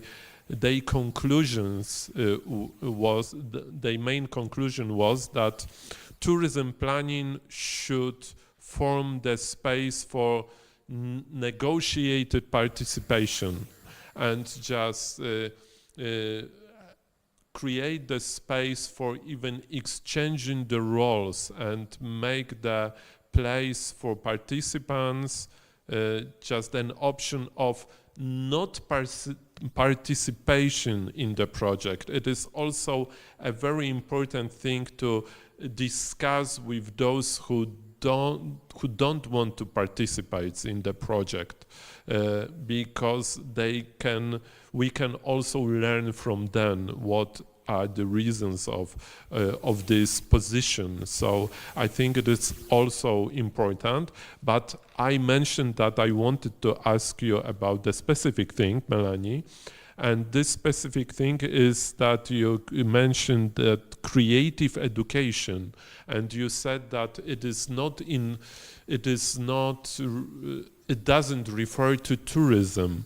But on the other hand, I heard Bartosz's presentation, and he mentioned the project about this leisure time in one of the district. They created just these interviews of just seniors and asked them about how they spend their leisure time.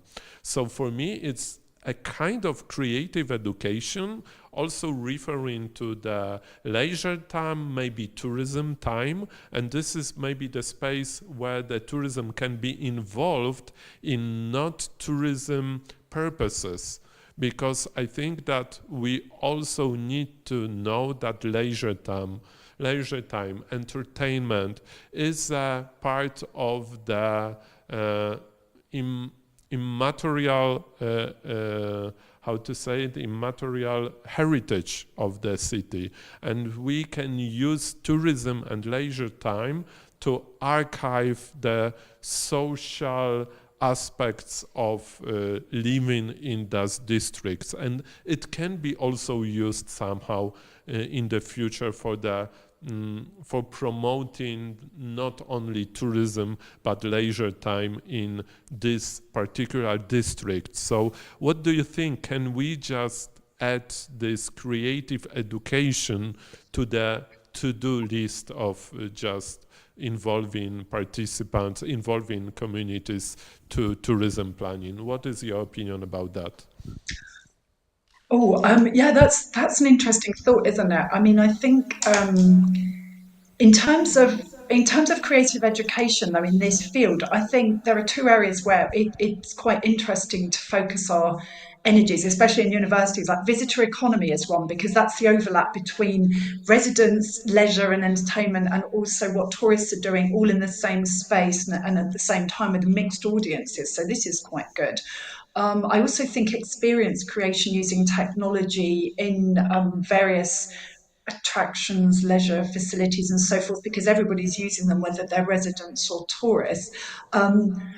Whether or not we can bring creative education to local people, that's a good point. I can't think of any examples where that's really happened, unless somebody specifically decided that they want to come and study a particular topic.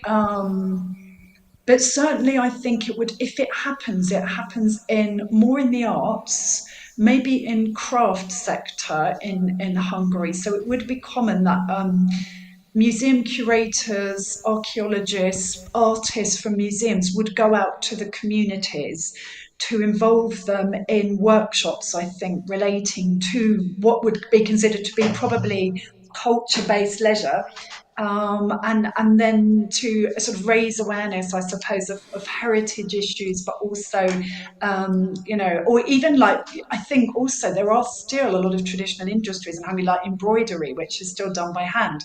So I think in this arts and crafts sector, there is some scope for what you're discussing, I think, and I think it's happening maybe through museums and artists, I would say. All right, so let's do another round of question and answers, but I would like us to be quick because we are really running out of time. So let's answer this task and with just short answers. what to write in not to do list of cultural tourism development? Paweł. Just bullet points. Let's make it like Okay. bullet points. First, which somehow refers to my and all of ours, I believe, previous answers, is to not to well, to treat the city as an overwhelming and all-knowing, because some of the policies are being developed in total detachment with the real life, I would say. We imagine that something will work. We imagine that something is a great idea, but in fact, without consultations, it won't work because it's only in our mind. So the first one is still we need to avoid not asking people. The second thing I would point out that we need to try to avoid the concentration of the touristic movement. Therefore, we need to develop districts in terms of their cultural activity and cultural attractiveness. The examples of Nowa Huta and Zabłocie I told you about a bit earlier are very good examples of somehow moving the concentration of the cultural life and social life as well, and also the touristic life in Krakow, and they seem to be a good starting point. Therefore, avoiding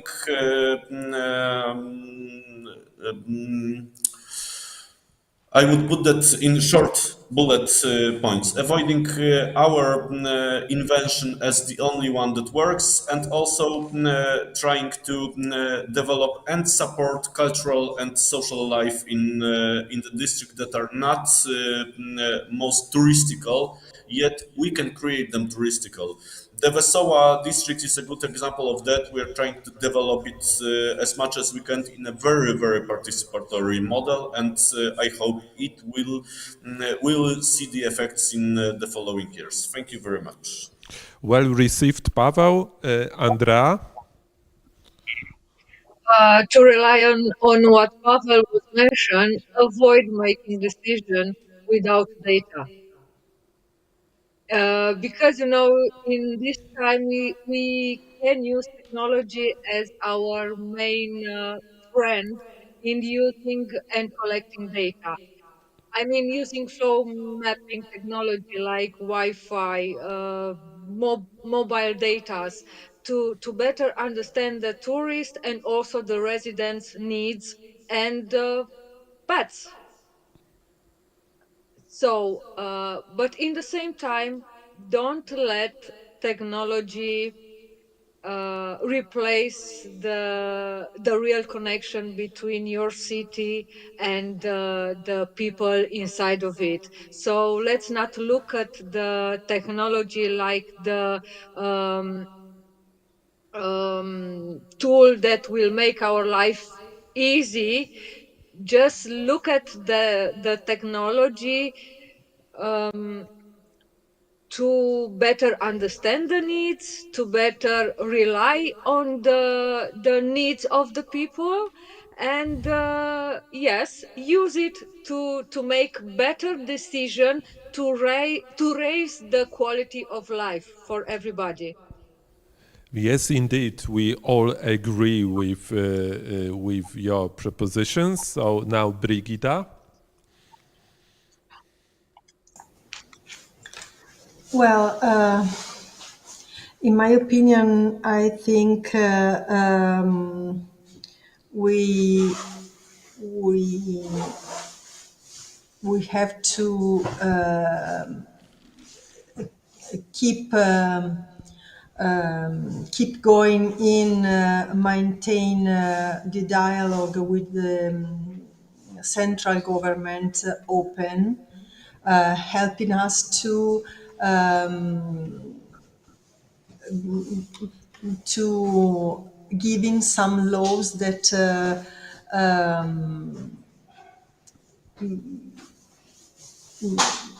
give us the power to manage tourism in a better way. This is I mean, also for a that, good I mean, point, because I would say to just change it into not to-do list. So let's not to be overwhelmed but by a bad law, I would say, which is producing now yes. by politicians. Do you agree, Brigida? Yes, I agree, and I have to say that I say that in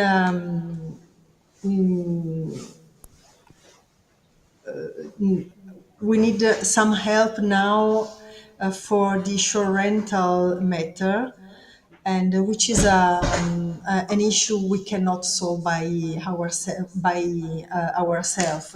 We have to be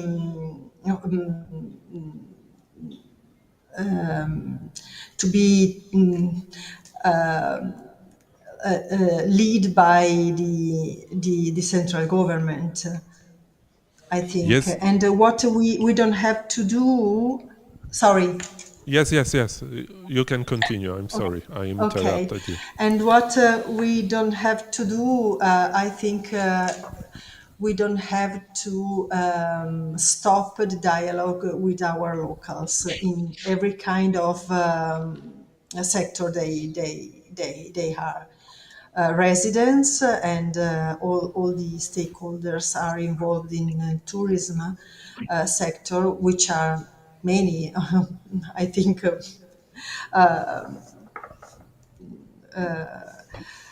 at least most of locals are involved in the tourism matter. Yes, indeed. Not to stop talking to the locals, even there is a huge issue with just to find the best way for participation. Melanie? Yes, I'm not sure if I can. Yes, I don't know if I can really add too much. I was also going to say not to rely totally on technology and smart solutions, unless smartness means holistic approaches involving all stakeholders, including communities. But I think not to lose sight of social well-being. I think that going back to the great sort of city planners of the past, they always talked about cities being human places. You know, it's always about citizens, and I think we shouldn't lose sight of that.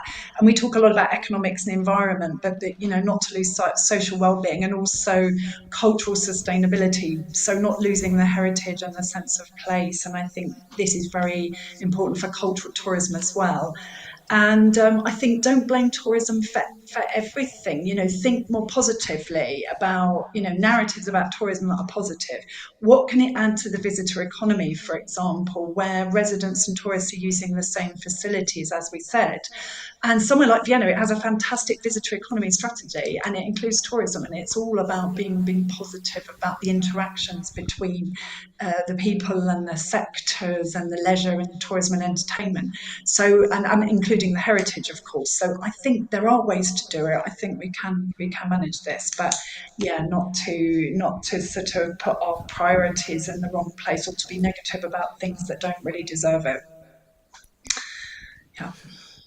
Yes, indeed. So I think that this is this is the best conclusion. Stay positive about tourism and not blame tourism for everything which is negative, because this is not true. We need to still keep finding the good way to just change in tourism and not to blame tourism for everything. Yes. We came to the end, so I would like to say that it has been a first webinar of historic cities, and also that this hub webinar. I'm sorry, I'm a little bit exhausted after this webinar.